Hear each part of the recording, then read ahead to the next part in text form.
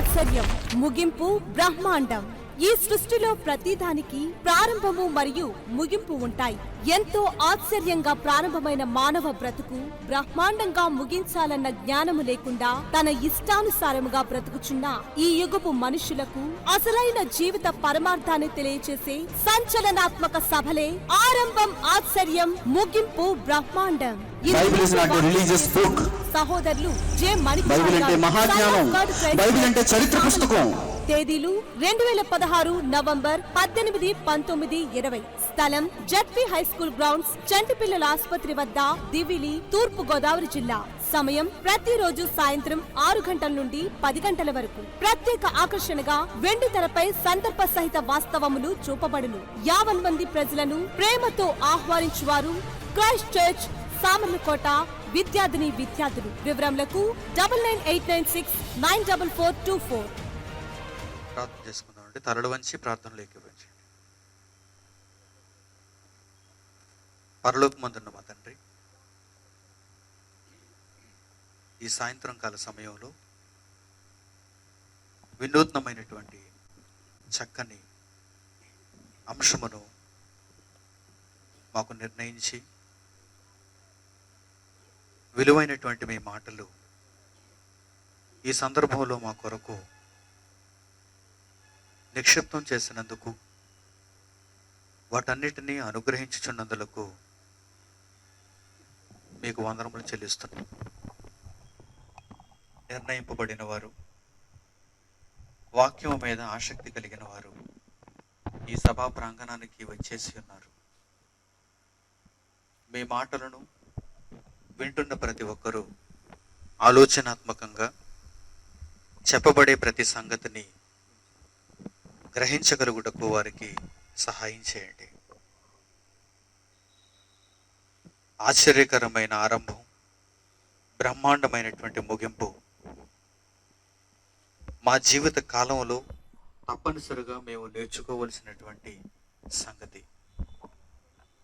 దీనిని గూర్చి పరలోకంలో నుండి అమూల్యమైనటువంటి మీ జ్ఞానమును మాకు అందించమని వేడుకుంటూ, మీ మాటలలోనికి వెలుచుండగా మీ సహాయతను మాకు దయచేయమని కోరుకుంటూ, యేసుక్రీస్తు వారి ద్వారా ఈ ప్రార్థన పరలోకములో ఉన్న మీ సన్నిధికి చేరుస్తున్నాము తండ్రి.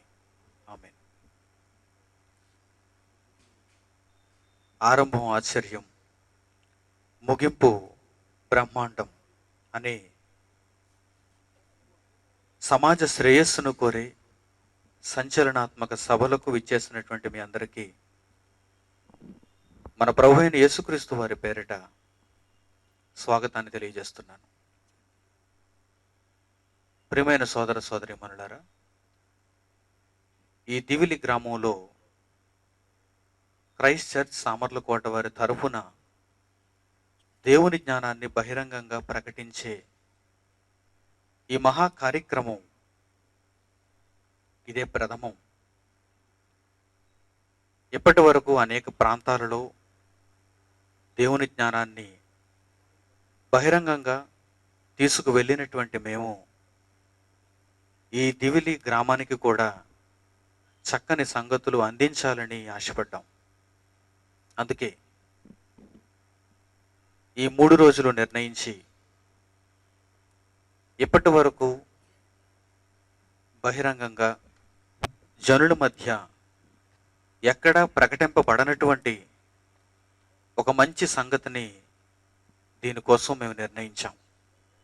అదే ఆరంభం ఆశ్చర్యం, ముగింపు బ్రహ్మాండం. ఈ విషయాన్ని మనం విన్నప్పుడు ఇదేదో ఒక క్రొత్త సంగతిలా ఉంది, ఆలోచనాత్మకంగా ఉంది, తెలుసుకోవలసిన ఒక గొప్ప సంగతిలా ఉంది అని అనుకున్నవారు, దేవుని జ్ఞానాన్ని అపేక్షించిన వారు ఇదిగో మన మధ్య కనిపిస్తున్నారు. ఈ 3 రోజులు మీరు చక్కగా ఆలోచించగలిగితే, జాగ్రత్తగా చెప్పబడుతున్న ప్రతి సంగతిని గ్రహించగలిగితే, మీ జీవితంలో విలువైన దానిని ఈ సందర్భంగా మీరు పొందగలుగుతారు. చదువు చదివి ఉత్తీర్ణత సాధించటం ఒక గొప్ప విషయం మనిషికి. తరగతి గదిలో ఒక ర్యాంకు సాధించటం ఒక విద్యార్థికి గొప్ప సంగతి. ఒక నియోజకవర్గంలో ఎన్నిక కాబడటం, ఒక పదవిని అలంకరించటం ఒక రాజకీయ నాయకునికి గొప్ప సంగతి. వివాహం చేసుకోవటం ఒక యువతికి ఒక యువకునికి గొప్ప సంగతి. పిల్లలను కనడం తల్లిదండ్రులకు గొప్ప సంగతి. ఆస్తిని సంపాదించటం ఒక వ్యాపారస్తునికి గొప్ప సంగతి. ఇంకా ఇలా చెప్పుకుంటూ వెళ్ళిపోతే లోకంలో మనుషుల మధ్య ఎన్నో గొప్ప గొప్ప సంగతులు అని పిలువబడుతున్నవి మనకు కనిపిస్తున్నాయి. ఒక చిన్ని మోటార్ బైక్ కొనుక్కుంటాడు, 2 చక్రాల ద్విచక్ర వాహనం అంటారు దానిని. అది కొనుక్కోవటం ఒక వ్యక్తికి గొప్ప. ఒక 4 చక్రాల వాహనం కారు కొనుక్కోవటం ఒక వ్యక్తికి గొప్ప. ఒక ఇంటిని నిర్మించుకోవటం, ఒక పొలం కొనుక్కోవటం ఒక వ్యక్తికి గొప్ప. బంగారాన్ని, నగలను, ఆభరణాలను కొనుక్కోవటం ఒక స్త్రీకి గొప్ప. ప్రియమైన వారలారా, దేవుని మనసులో ఉన్న ఒక మంచి సంగతిని తెలుసుకోవటం వీటన్నిటికంటే గొప్ప, వీటన్నిటికంటే ముఖ్యమైనది. ఈ ఆలోచన, కనీసపు జ్ఞానం మనుష్యులలో లేకపోవడం చేత ఈ సమాజంలో దేవుని వాక్యానికి ఉన్న విలువ చాలా తక్కువగా మనకు కనిపిస్తుంది.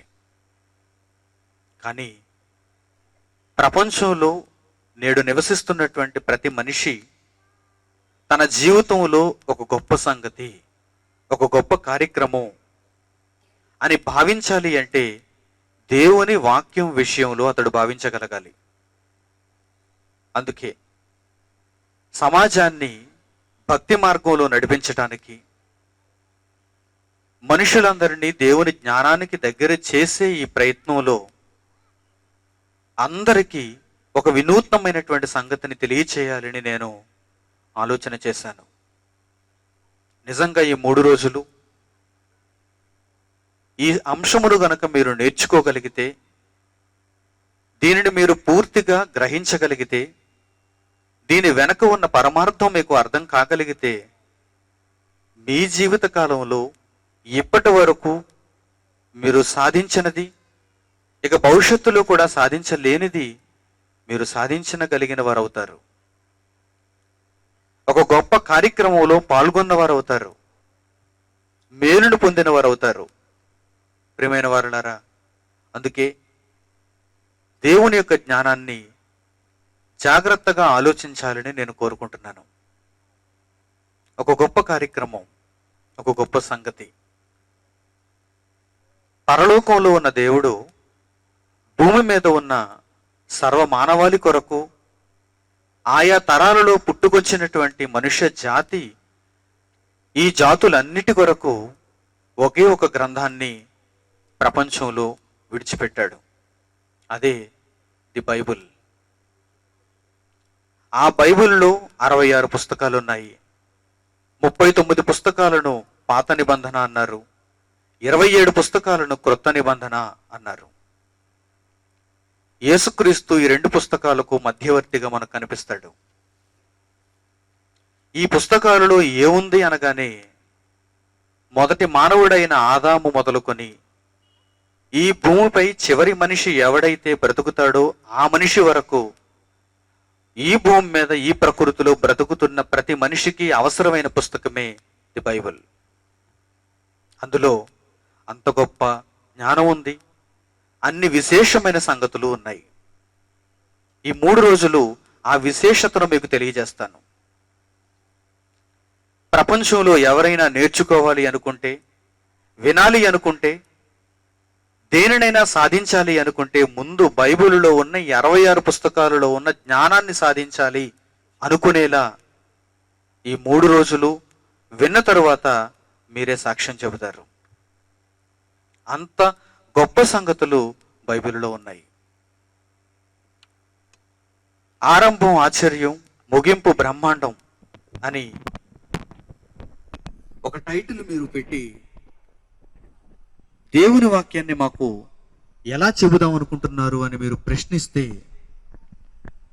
ఈ అంశం బైబిలులో నుంచి వచ్చింది, దేవుని మదిలో నుండి వచ్చింది, దేవుని వాక్యంలో నుండి వచ్చింది. ఒక ఆశ్చర్యకరమైన ఆరంభాన్ని దేవుడు మనుషులకు నేర్పిస్తున్నాడు. అలా ప్రారంభింపబడిన దానిని బ్రహ్మాండంగా ముగించాలి అని దేవుడు తన గ్రంథంలో మన కొరకు వ్రాయించాడు. ప్రియులారా, ఆయన వ్రాయించిన ప్రతి మాట మతంగా కాకుండా మానవాళిని రక్షించే మహాజ్ఞానంగా మీరు స్వీకరించగలిగితే మీరు నిజంగా ఆశ్చర్యపోతారు. ఎవరికీ తెలియని సంగతులు బైబిల్లో ఉన్నాయి. అలాంటప్పుడు నేడున్న క్రైస్తవ్యం ప్రపంచానికి ఈ మహాజ్ఞానాన్ని నేర్పించాలి కదండి అని మీరు అడిగితే, అందరి క్రైస్తవులకు ఈ జ్ఞానం తెలియదు. క్రైస్తవులందరి చెంత ఈ జ్ఞానం లేదు. పుస్తక రూపంలో 66 పుస్తకాలుగా, బాహ్య రూపంలో, శరీర సంబంధంగా, భౌతికంగా బైబిల్ అనే పుస్తకం వారి చెంత ఉన్నది తప్ప అందులో ఉన్న సారం క్రైస్తవ జనాంగంలో లేదు, క్రైస్తవ బోధలలో లేదు, క్రైస్తవ బోధకులలో లేదు. అందరూ అలా ఉండకపోవచ్చు, కానీ ఎందరో అలా ఉన్నారు. చాలామంది అలాగే ఉన్నారు. అలంకారప్రాయంగా బైబిల్ చేతపట్టి ఏదో ఒక మత పుస్తకం అని భావిస్తూ క్రైస్తవ్యాన్ని స్వీకరించిన తర్వాత అందరికీ ఉన్నట్టుగా మాకు కూడా ఒక మంత్రాల పుస్తకం ఉండాలి అన్నట్టుగా బైబిల్ను చేతపట్టి ఆదివారం గుడికి వెళ్ళి మరలా ఆరాధన కార్యక్రమం ముగించబడగానే ఇంటికి వెళ్ళిపోతున్నారు. ఇదంతా నామకార్థ క్రైస్తవ్యం, పేరుకే క్రైస్తవ్యం. వారి జీవితంలో మనకు క్రైస్తవ్యం కనిపించదు. వారి ఆలోచనల్లో క్రైస్తవ్యం లేదు. అసలు సిసలైన క్రైస్తవ్యాన్ని ఇదిగో ఈ సభలలో మీరు 3 రోజులు చూస్తారు. ఇప్పటికే మీరు చిన్నపిల్లల ద్వారా చూశారు, చిత్ర రూపంలో మీరు చూశారు, నా మాటలలో మీరు చూడబోతున్నారు. రేపటి దినం ఎల్లుండి కూడా అసలు సిసలైన నిజమైన క్రైస్తవ్యం ఎలా ఉంటుందో మీరు చూస్తారు. ప్రియులారా, జాగ్రత్త పడండి. ప్రతి మాటను ఆలోచనాత్మకంగా మీరు గ్రహించటానికి ప్రయత్నం చేయండి. ఆశ్చర్యకరమైన ఆరంభాన్ని గూర్చి దేవుడు రాయించాడు, బ్రహ్మాండమైనటువంటి ముగింపును గూర్చి దేవుడు రాయించాడు. ఇంతకీ దేవుడెవరు? ఆశ్చర్యకరమైన ఆరంభాన్ని గూర్చి వ్రాయించిన ఆ దేవుడెవరు? బ్రహ్మాండమైన ముగింపును గూర్చి మాట్లాడబోతున్నటువంటి ఆ దేవుడెవరు? ముందుగా ఈ బోధను మీరు నేర్చుకునే ముందు, ఈ బోధన మీకు పరిచయం చేస్తున్న ఆ దేవుడు అనే ఆ 3 అక్షరాల పదానికి కాస్త వివరణిస్తాను. మీరు అనుకున్న దేవుడు కాదు, మీరు అనుకున్న దేవుడు కాదు. మీరు అనుకున్న దేవుడు ఎలా ఉంటాడో నేను చెప్పేస్తాను. మీ దృష్టిలో దేవుడు అనే పదానికి అర్థమేంటో నాకు బాగా తెలుసు. అసలైన దేవుడు అనే పదానికి అర్థం ఏంటో మీకు తెలియదని కూడా నాకు బాగా తెలుసు.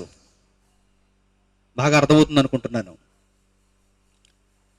మీ దృష్టిలో దేవుడు అనేవాడు ఎలా ఉంటాడంటే, మీ దృష్టిలో దేవుడు అంటే ఎవరంటే, మీ దృష్టిలోనే కాదు, సర్వ ప్రపంచం దృష్టిలో, మానవాళి అంతటికీ దాదాపుగా దేవుడు అనే ఆ 3 అక్షరాల పదానికి అర్థం ఏం తెలుసు, ఎంతవరకు తెలుసు అంటే, ఈ భూమి మీద మానవ జీవితంలో మమ్మల్ని కాపాడేవాడే దేవుడు. మాకేదైనా కష్టం ఎదురైతే మేము మొక్కుకోవటానికి ఒక దేవుడు ఉండాలి గనక అతడే దేవుడు. ఆ కష్టం తీరిపోతే ఆ దేవునికి మేము ఎంతో కొంత ఇవ్వాలి, అతడే దేవుడు.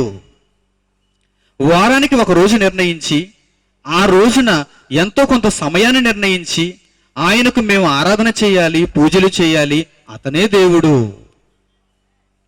ఇతనికి ఒక దేవుడు, ఇతనికి ఒక దేవుడు, ఇతనికి ఒక దేవుడు, నాకొక దేవుడు, అతనే దేవుడు అనుకుంటుంది ఈ సమాజం. చాలా రకాలుగా ఈ మనుష్య సమాజం దేవుని విషయంలో పొరపాటులు చేసింది, పొరపాటు పడింది. వీరికి నిజంగా దేవుడు అనే పదానికి అర్థం తెలియదు. క్రైస్తవ సమాజంలో కూడా ఎందరో దేవుడు అనే పదానికి అర్థం తెలియకుండానే క్రైస్తవులుగా చలామణి అయిపోతున్నారు. ప్రియులారా, ముందు ఆ దేవుడు ఎవరో మనం తెలుసుకోవాలి.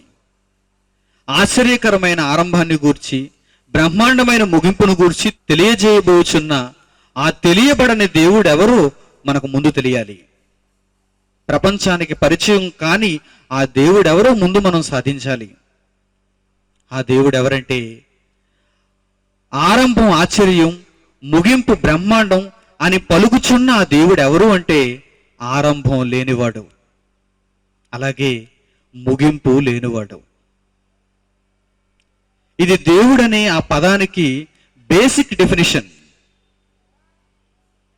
అంటే ప్రాథమికమైన అర్థం, ప్రాథమికమైన నిర్వచనం.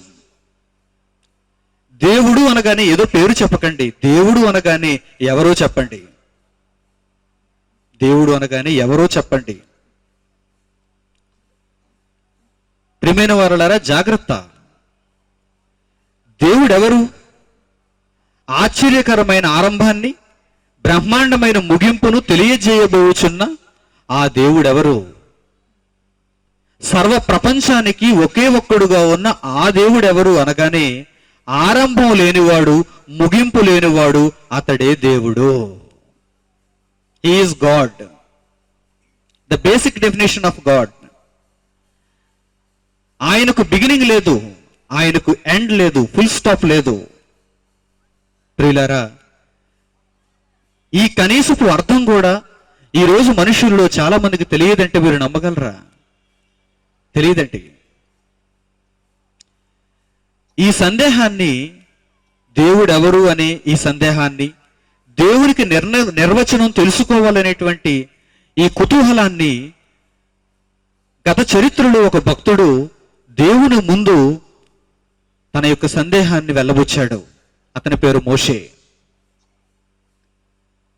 సుమారు 3000 సంవత్సరాల క్రితం, క్రీస్తు పూర్వం 3000, ఇప్పటికీ సుమారు 5000 సంవత్సరాల క్రితం ఈ భూమి మీద బ్రతికినటువంటి మోషే దేవునిని ఒక ప్రశ్న అడుగుతున్నాడు, దేవునిని ఒక ప్రశ్న వేస్తున్నాడు. ఆయన గొర్రెలు కాసుకుంటూ ఒక అరణ్యంలో ఉన్నప్పుడు ఒక పొదలో మండుచున్నటువంటి ఒక అగ్ని జ్వాలను చూసినప్పుడు అక్కడకు వెళ్ళినటువంటి మోషే, నీవెవరు, నీ పేరేంటి, ఈ సర్వ ప్రపంచానికి నువ్వేమవుతావు అని దేవుణ్ణి అడుగుతున్నప్పుడు దేవుడు తన నిర్వచనాన్ని అక్కడ వ్రాయిస్తున్నాడు, అక్కడ తెలియజేస్తున్నాడు. ఒక్కసారి మనం ఆ సందర్భంలోనికి వెళదాం. నిర్గమకాండము 3వ అధ్యాయము 14వ వచనం జాగ్రత్తగా చూడండి. నిర్గమకాండము 3వ అధ్యాయము 14వ వచనం. అందుకు దేవుడు, నేను ఉన్నవాడను అనువాడనై ఉన్నానని మోషేతో చెప్పాను. పై మాటల్లోనే మోషే అడుగుతున్నాడు. 13వ వచనంలో మోషే ఏమని అడుగుతున్నాడు? చిత్తగించుము, నేను ఇశ్రాయేలీయుల యొద్దకు వెళ్ళి వారిని చూచి, మీ పితరుల దేవుడు మీ యొద్దకు నన్ను పంపినని వారితో చెప్పగా, వారు ఆయన పేరేమని అని అడిగిన ఎడల వారితో నేను ఏమి చెప్పవలనని దేవుణ్ణి అడిగాను అంటున్నాడు. చూడండి, మమ్మల్ని తీసుకుని రమ్మన్నటువంటి దేవుడు ఎవరు అని ఇశ్రాయేలీయులు గనుక నన్ను అడిగితే నీ పేరు ఏమని చెప్పాలి అని మోషే దేవుణ్ణి అడుగుతున్నాడు. అప్పుడు దేవుడు ఏమంటున్నాడు? ఏదో ఒక పేరు చెప్పి పంపించడం లేదు. నా పేరు యెహోవా, లేక నేను యేసుక్రీస్తుకు తండ్రిని, లేక నేను పరిశుద్ధాత్మ దేవునికి తండ్రిని, లేక నా పేరు ఫలానా అనటం లేదు ఆయన. చూసారా, చాలా చాకచక్యంగా, తెలివిగా సర్వ ప్రపంచానికి తన నిర్వచనాన్ని చెబుతున్నాడు. బేసిక్ డెఫినేషన్ ఏమని చెబుతున్నాడు ఆయన? నా పేరు ఏంటంటే, నీవు ఇశ్రాయేలీయుల దగ్గరకు వెళ్ళి నేను ఎవరని చెప్పాలి అంటే, నేను ఉన్నవాడను అని చెప్పు, నేను ఉన్నవాడను అని చెప్పు. దేవుని పేరు ఉన్నవాడు అయితే అందులో ఉన్న రహస్యం ఏంటి, అందులో ఉన్న అర్థం ఏంటి? జాగ్రత్తగా మీరు ఆలోచించగలిగితే ఉన్నవాడు అనే పదానికి అర్థం ఆరంభం లేనివాడు, ముగింపు లేనివాడు అని అర్థం. మీరు సుమారుగా 1970 సంవత్సరంలో పుడితే 1950 సంవత్సరంలో మీరు ఉన్నవారు కాదు, లేనివారు. అప్పటికి మీ ఉనికి లేదు. లేక 1950లో పుడితే 1920కి వెళ్ళి చూస్తే మీరు ఉన్నవారు కాదు, లేనివారు. చూసారా? ఇలా మనం ఆలోచించుకుంటూ వెళితే ఈ భూమి మీద కానీ, ఈ విశ్వంలో కానీ, ప్రకృతిలో కానీ ఏదైనా ఒకానొక కాలంలో పుట్టింది, వచ్చింది, ప్రారంభాన్ని కలిగి ఉన్నది. కానీ దేవుడు మాత్రం ప్రారంభం లేనివాడు. మీరు ఏ కాలానికి వెళ్ళి చూసినా ఆయన ఉన్నవాడుగా కనిపిస్తాడు. ఆయన ఉన్నవాడు. అసలు కాలమే లేదనుకోండి, అప్పుడు కూడా ఆయన ఉన్నవాడు. అందుకే ఆయన పేరేమంటున్నాడు మోషేతో, నేను ఉన్నవాడను. క్రీస్తు శకం 1వ శతాబ్దానికి వెళతావా, నేను ఉన్నవాడను. ఆదాము పుట్టిన కాలానికి క్రీస్తు పూర్వం 4000 సంవత్సరాలకు వెళతావా, నేను ఉన్నవాడను. ఈ భూమికి పునాది వేసిన కాలానికి వెళతావా, అప్పుడు నేను ఉన్నవాడను. అసలు నేల మట్టిలో రవంతయు సృష్టింపక మునుపు కాలానికి వెళతావా, అప్పుడు నేను ఉన్నవాడను. లోకాలే లేని కాలానికి వెళతావా, అప్పుడు నేను ఉన్నవాడను. అసలు ఉనికిలో ఏదీ లేదు అనుకున్న కాలానికి వెళతావా, అప్పుడు కూడా నేను ఉన్నవాడను. That is God. ఆయనే దేవుడంటే. నీవు నమ్ముకున్న దేవుడు ఎవరు అనగానే సమాజానికి మీరు చెప్పవలసిన సమాధానం ఇదే, ఉన్నవాడను నమ్ముకున్నాను నేను. ఉన్నవాడను. పేరు చెప్పకండి, ఏదో పేరు చెప్పేయకండి. ప్రియమైన వారలారా, మీ దేవుడు, మన దేవుడు, ప్రపంచ వ్యాప్తంగా ఉన్న మనుషులకు అందరికీ దేవుడు ఏమని రాయించాడో తెలుసా? నేను ఉన్నవాడను అని రాయించాడు. ఇక భవిష్యత్తు కాలానికి వెళితే 2050 సంవత్సరానికి వెళితే ఇక్కడ ఉన్న వారిలో చాలా మంది ఉండరు. అందులో నేను కూడా ఉండకపోవచ్చు. 3000 సంవత్సరానికి వెళ్ళిపోతే ఎవరు ఉండం. ఎందుకంటే మనిషి ఆయుష్కాలం 70 లేక 80 సంవత్సరాలు, అధిక బలం ఉంటే. లేదు, దేవుడు ఆయుష్ను ఇంకా పొడిగిస్తే మహా అయితే 100 సంవత్సరాలు. 3000 సంవత్సరానికి వెళ్ళిపోయామనుకోండి, సుమారు 1000 సంవత్సరాలు దాటిన తర్వాత అసలు మనం ఎక్కడుంటాం చెప్పండి? మనం వాడిన వస్తువులు పురావస్తు శాఖల వాళ్ళు తవ్వుకుంటారు. అప్పటి వరకు దేవుడు ఇంకా ఈ కాలాన్ని ఉంచితే, యేసుక్రీస్తు రెండవ రాకడ జరగకపోతే, భవిష్యత్తులోనికి మనం వెళ్ళినప్పుడు మనం లేవు. కానీ అప్పుడు దేవుడు ఉంటాడు. ఆయన ఉన్నవాడు గనుక వెనక్కి వెళ్ళిన ఆయన ఉన్నాడు, భవిష్యత్తులో ముందుకు వెళ్ళిన ఆయన ఉన్నాడు. ఆయనే దేవుడు. ఆరంభం లేనివాడు, ముగింపు లేనివాడు. ప్రారంభం ఆయనకు లేదు, ముగింపు ఆయనకు లేదు. మరొక మంచి మాట చూద్దాం. ప్రకటన గ్రంథము 1వ అధ్యాయము, ప్రకటన గ్రంథము 1వ అధ్యాయంలో 8వ వచనాన్ని జాగ్రత్తగా చూడండి. ప్రకటన గ్రంథము 1వ అధ్యాయము 8వ వచనం ఏమంటున్నాడు చూడండి. ఆయనను గూర్చి వ్రాయించిన మాట, అల్ఫాయు ఒమేగయు నేనే. గ్రీకు అక్షరమాలలో ఉన్నటువంటి ఆల్ఫా అనే పదం, ఒమేగా అన్న పదం గ్రీకు భాషలో మొట్టమొదట బైబిల్ రాయబడింది గనుక, క్రొత్త నిబంధనలో ఉన్న ఈ పుస్తకం మొట్టమొదట గ్రీకు భాషలో రాయబడింది గనుక, ఆ భాషలో ఉన్న అక్షరమాలలో ఉన్న మొదటి అక్షరాన్ని, చివరి అక్షరాన్ని ఆయన తెలియజేస్తూ ఏమంటున్నాడో తెలుసా? ఆల్ఫాయు ఒమేగయు నేనే. వర్తమాన భూత భవిష్యత్ కాలములలో ఉండువాడను నేనే అని సర్వాధికారియు దేవుడు నగు ప్రభువు సెలవిచ్చుచున్నాడు. He is God.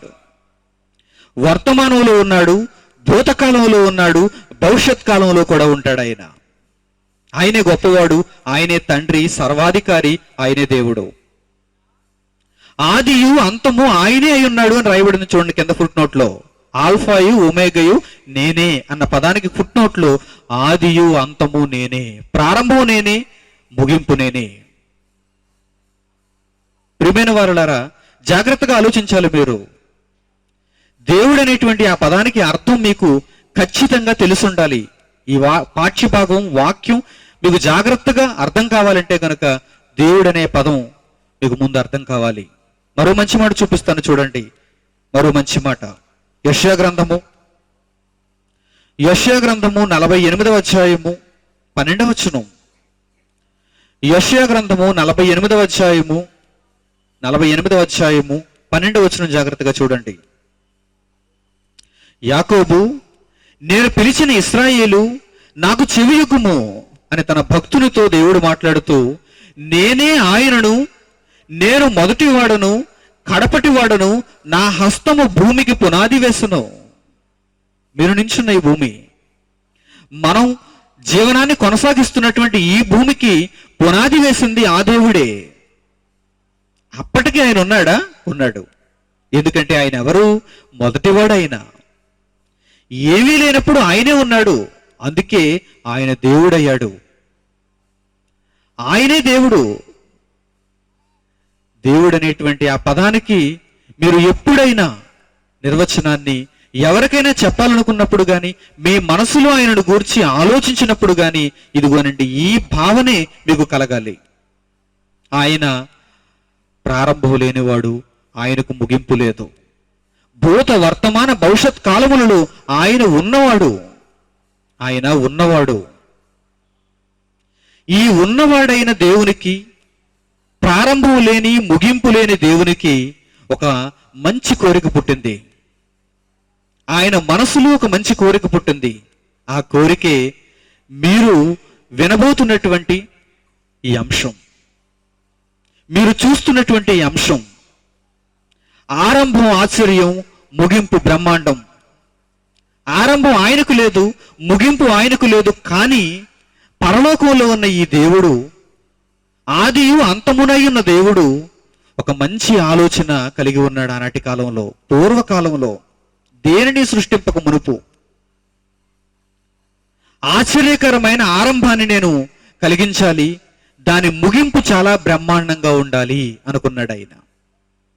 పరలోకంలో ఉన్న దేవుడు, ఆయనకు ఆరంభం లేదు, ఆయనకు ముగింపు లేదు. కానీ ఆ దేవుని మదిలో పుట్టిన కోరిక ఏంటంటే, నేను ఒక ఆశ్చర్యకరమైన ఆరంభాన్ని చూడాలి అనుకున్నాడు.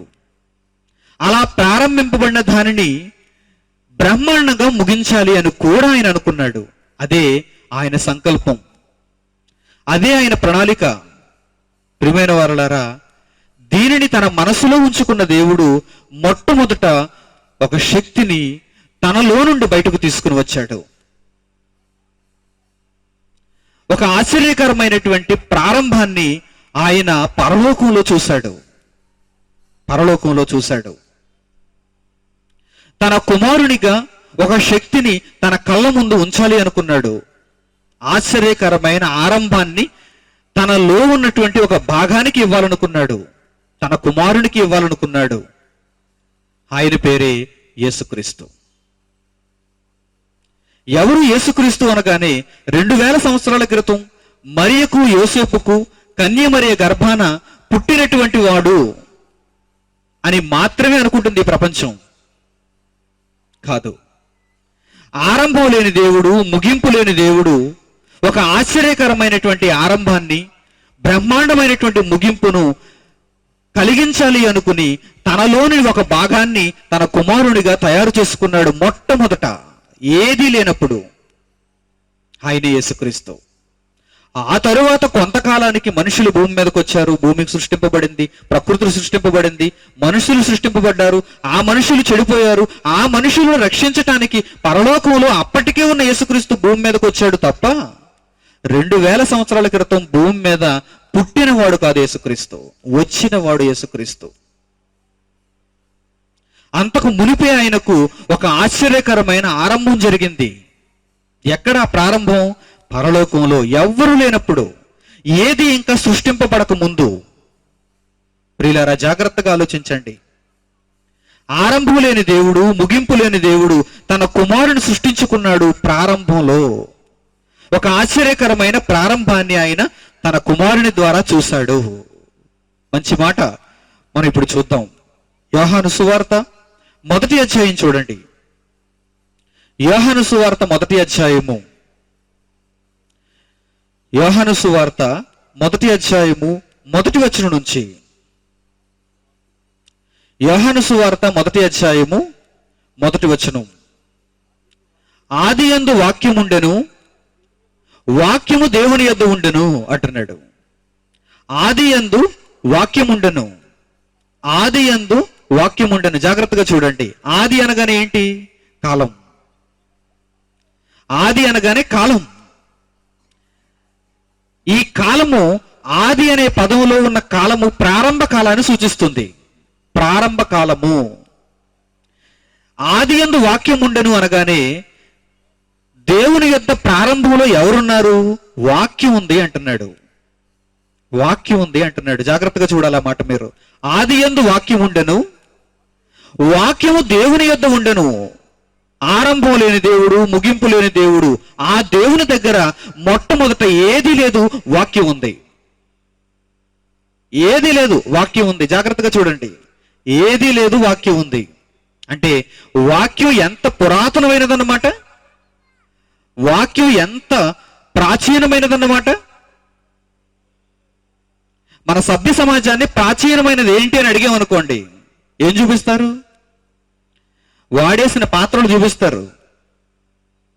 విరిగిపోయిన చిన్న చిన్న మొక్కలు, ఇనప మొక్కలు, ఎత్తడి మొక్కలు, బంగారపు మొక్కలు చూపిస్తారు. రాతి మొక్కలు చూపిస్తారు. అంతేనా కాదా? ప్రాచీనమైనవి ఏంటి? ప్రాచీనమైనవి ఏంటి? పురాతన కాలంలో ఉన్నవేంటి అని ఎవరినైనా అడిగారనుకోండి, మీరు దేవుని జ్ఞానం లేని ఈ సభ్య సమాజాన్ని అడిగారనుకోండి, ఏం చెబుతారు వారు? ఏం చెబుతారు? ఒక 1000 సంవత్సరాల క్రితం ఏదైతే భూమి మీద ఉందో, మనుషుల మధ్య ఉందో దానిని చూపిస్తారు. ఇది పురాతనమైనదండి. ఒక 2000 సంవత్సరాల క్రితం ఈ మనుష్య సమాజంలో ఏదైనా ఒక వస్తువు ఇప్పటికీ మిగిలి ఉంటే దానిని చూపించి మనతో ఏమంటారు? ఇది ప్రాచీనమైనదండి. అబ్బా, దీనికంటే పురాతనమైనది, అన్నిటికంటే ముందు ఉన్నది ఒకటి ఉంది దేవుని దగ్గర. అదేంటో తెలుసా? వాక్యము. The word of God. దేవుని మాట. వాక్యం అనగానే దేవుని మాట. ప్రపంచంలో, ఈ విశ్వంలో, ముల్లోకాలలో ఏది అతి ప్రాచీనమైనది, ఏది మొట్టమొదట కలిగింది, ఆశ్చర్యకరమైన ఆరంభంతో సృష్టింపబడినది ఏది అనగానే వాక్యము. The word of God. దేవుని మాట. చూసారా? అంటే ప్రపంచవ్యాప్తంగా ఉన్న దేశాలన్నిటిలో ఆర్కియాలజీ డిపార్ట్మెంట్లో ఉండవలసిన మొట్టమొదటి ప్రాచీనమైనటువంటి వస్తువు ఏంటన్నమాట? వాక్యం ఉండాలి. కానీ ఏ ఆర్కియాలజీ డిపార్ట్మెంట్లోనూ అది మీకు కనిపించదు. పురావస్తు శాఖ, వారి దగ్గర మీకు వాక్యం కనిపించదు. మరి వారి దగ్గరికి వెళ్తే ఏం కనిపిస్తాయి? రాజులు వాడి పాడేసినటువంటి చిన్ని చిన్ని వస్తువులు కనిపిస్తాయి. వారి బట్టలు కనిపిస్తాయి. ప్రాచీన కాలంలో ఆది మానవుడు మొదలుకొని ఇప్పటి వరకు ఇదిగో మనుషులు వాడినటువంటి కొన్ని వస్తువులు మాకు త్రవ్వకాలలో దొరికాయని చూపిస్తారు తప్ప వాక్యం అండి పురాతనమైనది, దేవుని వాక్యం అండి ప్రాచీనమైనది అని ఎవ్వడూ ఇప్పటి వరకు చూపించలేదు. అంటే ప్రపంచంలో ఉన్నది జ్ఞానం అంటారా? చెప్పండి. కాదు, అది దెయ్యముల జ్ఞానం, మనిషి అనుకున్న జ్ఞానం, సరిపెట్టుకున్న జ్ఞానం. కానీ పరలోకంలో ఉన్న జ్ఞానం ఏమని చెబుతుందో తెలుసా? ప్రాచీనమైనది వాక్యము. ప్రాచీనమైనది వాక్యము. ఆదియందు వాక్యం ఉండెను, వాక్యము దేవుని యొద్ద ఉండెను. వాక్యము దేవుని యొద్ద ఉండెను. ఆరంభం లేని దేవుడు, ముగింపు లేని దేవుడు తన యొద్ద ఏమి చూడాలనుకున్నాడో తెలుసా? వాక్యమును చూడాలనుకున్నాడు. తన నోట నుండి వచ్చిన పలుకులను చూడాలనుకున్నాడు. ఆ పలుకులే, దేవునిలో నుండి వచ్చినటువంటి ఆ వాక్యమే యేసుక్రీస్తు. శరీరధారిగా భూమి మీదకి వస్తే యేసుక్రీస్తుగా మనకు కనిపించాడు. యేసు అని పేరు పెట్టబడ్డాడు. అదే ఆ ఆత్మ పరలోకంలో ఉంటే ఆయన వాక్యము అని పిలువబడుతున్నాడు. జాగ్రత్తగా చూడాలి మీరు. అంటే యేసుక్రీస్తుకు ముందున్న పేరేంటో తెలుసా? దేవుని వాక్యము. చూపిస్తాను మీకు, జాగ్రత్తగా చూడండి. ప్రకటన గ్రంథం, ప్రకటన గ్రంథం. మంచి సంగతులు చూడండి. ప్రకటన గ్రంథము 19వ అధ్యాయము 13వ వచనం జాగ్రత్తగా చూడండి. ప్రకటన గ్రంథము 19వ అధ్యాయము 13వ వచనం. రక్తములో ముంచబడిన వస్త్రము ఆయన ధరించుకుని ఉండెను, మరియు దేవుని వాక్యము అను నామము ఆయనకు పెట్టబడి ఉన్నది అంటున్నాడు. చూడండి, ఎప్పుడు పెట్టబడి ఉన్నది? ప్రాచీన కాలంలో.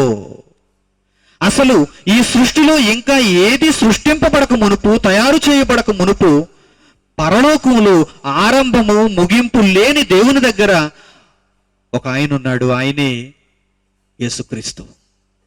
ఆయనకు ఆనాడు పెట్టబడిన పేరు దేవుని వాక్యము. దేవుని వాక్యమును నామము ఆయనకు పెట్టబడి ఉన్నది. ఇంతకీ ఆయన జననం ఎలా జరిగింది? ఆయన తండ్రిలో నుండి వచ్చినవాడు, ఆయన దేవునిలో నుండి వచ్చినవాడు, దేవుని మాటగా వచ్చినవాడు, దేవునిలో నుండి వచ్చినవాడు.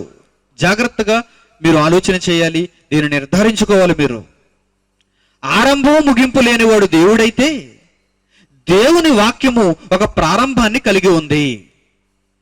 ఆ ప్రారంభం ఎప్పుడు? ఈ సృష్టిలో ఇంకా ఏది సృష్టింపబడక ముందు మొట్టమొదట సృష్టింపబడినదే దేవుని వాక్యం.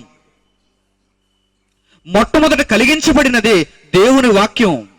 ఆశ్చర్యకరమైన ఆరంభం ఉంది దానికి, ఆశ్చర్యకరమైన ఆరంభం. దేవుడు తన వాక్యాన్ని తన కళ్ళ ముందు చూస్తున్నాడు.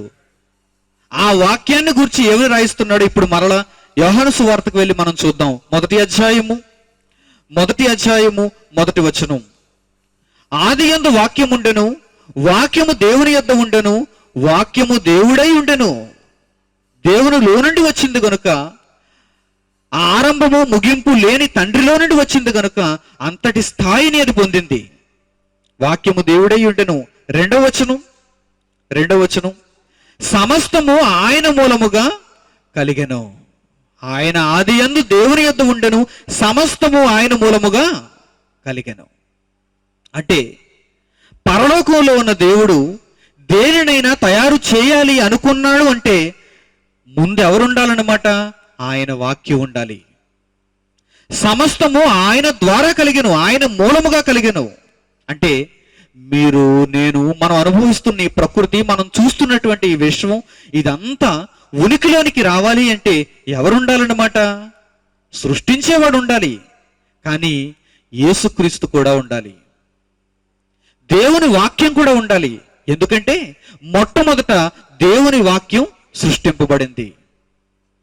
ఆదియందు వాక్యం ఉంది, ఆ వాక్యము ద్వారా సమస్తము కలిగెను, ఆ వాక్యం మూలముగా సమస్తము కలిగెను. తర్వాత ఏమంటున్నాడు చూడండి, 3వ వచనం, కలిగి ఉన్నదేదియు ఆయన లేకుండా కలుగలేదు. అంటే మొట్టమొదట ఉనికిలోనికి వచ్చింది ఎవరు అనగానే దేవుని వాక్యము. జాగ్రత్తగా ఆలోచించండి. మొట్టమొదట ఉనికిలోనికి వచ్చింది, మొట్టమొదట ఆశ్చర్యకరమైన ఆరంభాన్ని కలిగి ఉన్నది ఎవరు? దేవుని వాక్యం. ఈ దేవుని వాక్యం వచ్చిన తర్వాత ప్రతిదానికి ఆరంభం వచ్చింది, ప్రతిదానికి ప్రారంభం వచ్చింది, ప్రతిదానికి ప్రారంభం వచ్చింది. అందుకే ఏమంటున్నాడు ఇక్కడ? కలిగి ఉన్నది ఏదియు అంటున్నాడు. చూడండి, వస్తువుల, ఈ భూమ, మనకు కనిపించకుండా మనకు ప్రాణవాయువుగా ఉన్న గాల, మనకు దాహాన్ని తీరుస్తున్న నీరా, కడుపు నింపుతున్న ఆహార పదార్థాల, మన చుట్టూ కనిపిస్తున్నటువంటి ప్రకృతిలోని జీవుల, జంతువుల, పక్షుల, సముద్రాల, పర్వతాల, ఆకాశ విశాలమా, లోకాలన్నీనా? దేనినైనా మీరు ఆలోచించండి. కలిగి ఉన్నది ఏదియో వీటన్నిటికీ ప్రారంభం ఉంది. కానీ ఇవన్నీ కలగాలి అంటే ముందు వాక్యం ఉండాలి అంటున్నాడు ఆయన. ముందు దేవుని వాక్యం ఉండాలి. కలిగి ఉన్నదేదియో ఆయన లేకుండా కలుగలేదు. ఆశ్చర్యకరమైన ఆరంభాన్ని ప్రతిదానికి కలిగించటానికి దేవుడు మొట్టమొదట తన వాక్యాన్ని ఉద్భవింపచేశాడు, తన వాక్యాన్ని సృష్టించాడు. ఆరంభం లేనివాడు, ముగింపు లేనివాడు. ఆశ్చర్యకరమైన ఆరంభాన్ని ఎలా చూపిస్తున్నాడో చూడండి. కలిగి ఉన్నదేది ఆయన లేకుండా కలగలేదు. తర్వాత ఆయనలో జీవముండెను, ఆ జీవము మనుష్యులకు వెలుగై ఉండెను. అన్నిటికీ ఆధారభూతుడు, అసలు ఆయన లేకపోతే ఏదీ లేదు అన్నవాడు ఆయనే యేసుక్రీస్తు. ఆయనలో జీవముంది అంటున్నాడు. చూడండి, జాగ్రత్తగా మీరు ఆలోచించాలి. యేసుక్రీస్తును గూర్చిన వివరణ ఎంత ఉందా బైబిల్లో? యేసుక్రీస్తును గూర్చి సమాజానికి తెలియని రహస్యాలు ఎన్ని ఉన్నాయా అని మీరు ఆశ్చర్యపోక తప్పదు. ప్రియులారా, ఎంతవరకు తెలిసింది సమాజానికి అంటే 2000 సంవత్సరాల క్రితం బాలుడుగా జన్మించిన యేసుక్రీస్తు అంతవరకే తెలుసు సమాజానికి. 2000 సంవత్సరాల క్రితం మరియకు జన్మించినటువంటి యేసుక్రీస్తు, నజరేయుడు అనబడినటువంటి యేసుక్రీస్తు, సిలువ వేయబడినటువంటి యేసుక్రీస్తు, అక్కడితో ఆయన వెళ్ళిపోయాడు, ఆయన కూడా ఒక మతాన్ని స్థాపించాడు అనుకుంది పిచ్చి ప్రపంచం.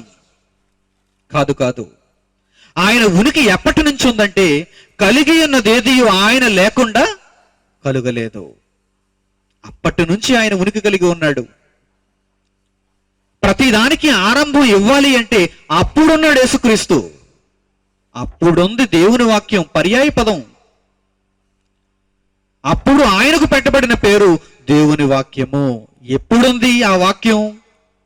కలిగి ఉన్నదేది ఆయన లేకుండా కలగలేదు. ఆయన వచ్చాడు, ఆ తర్వాతే అన్ని వచ్చాయి.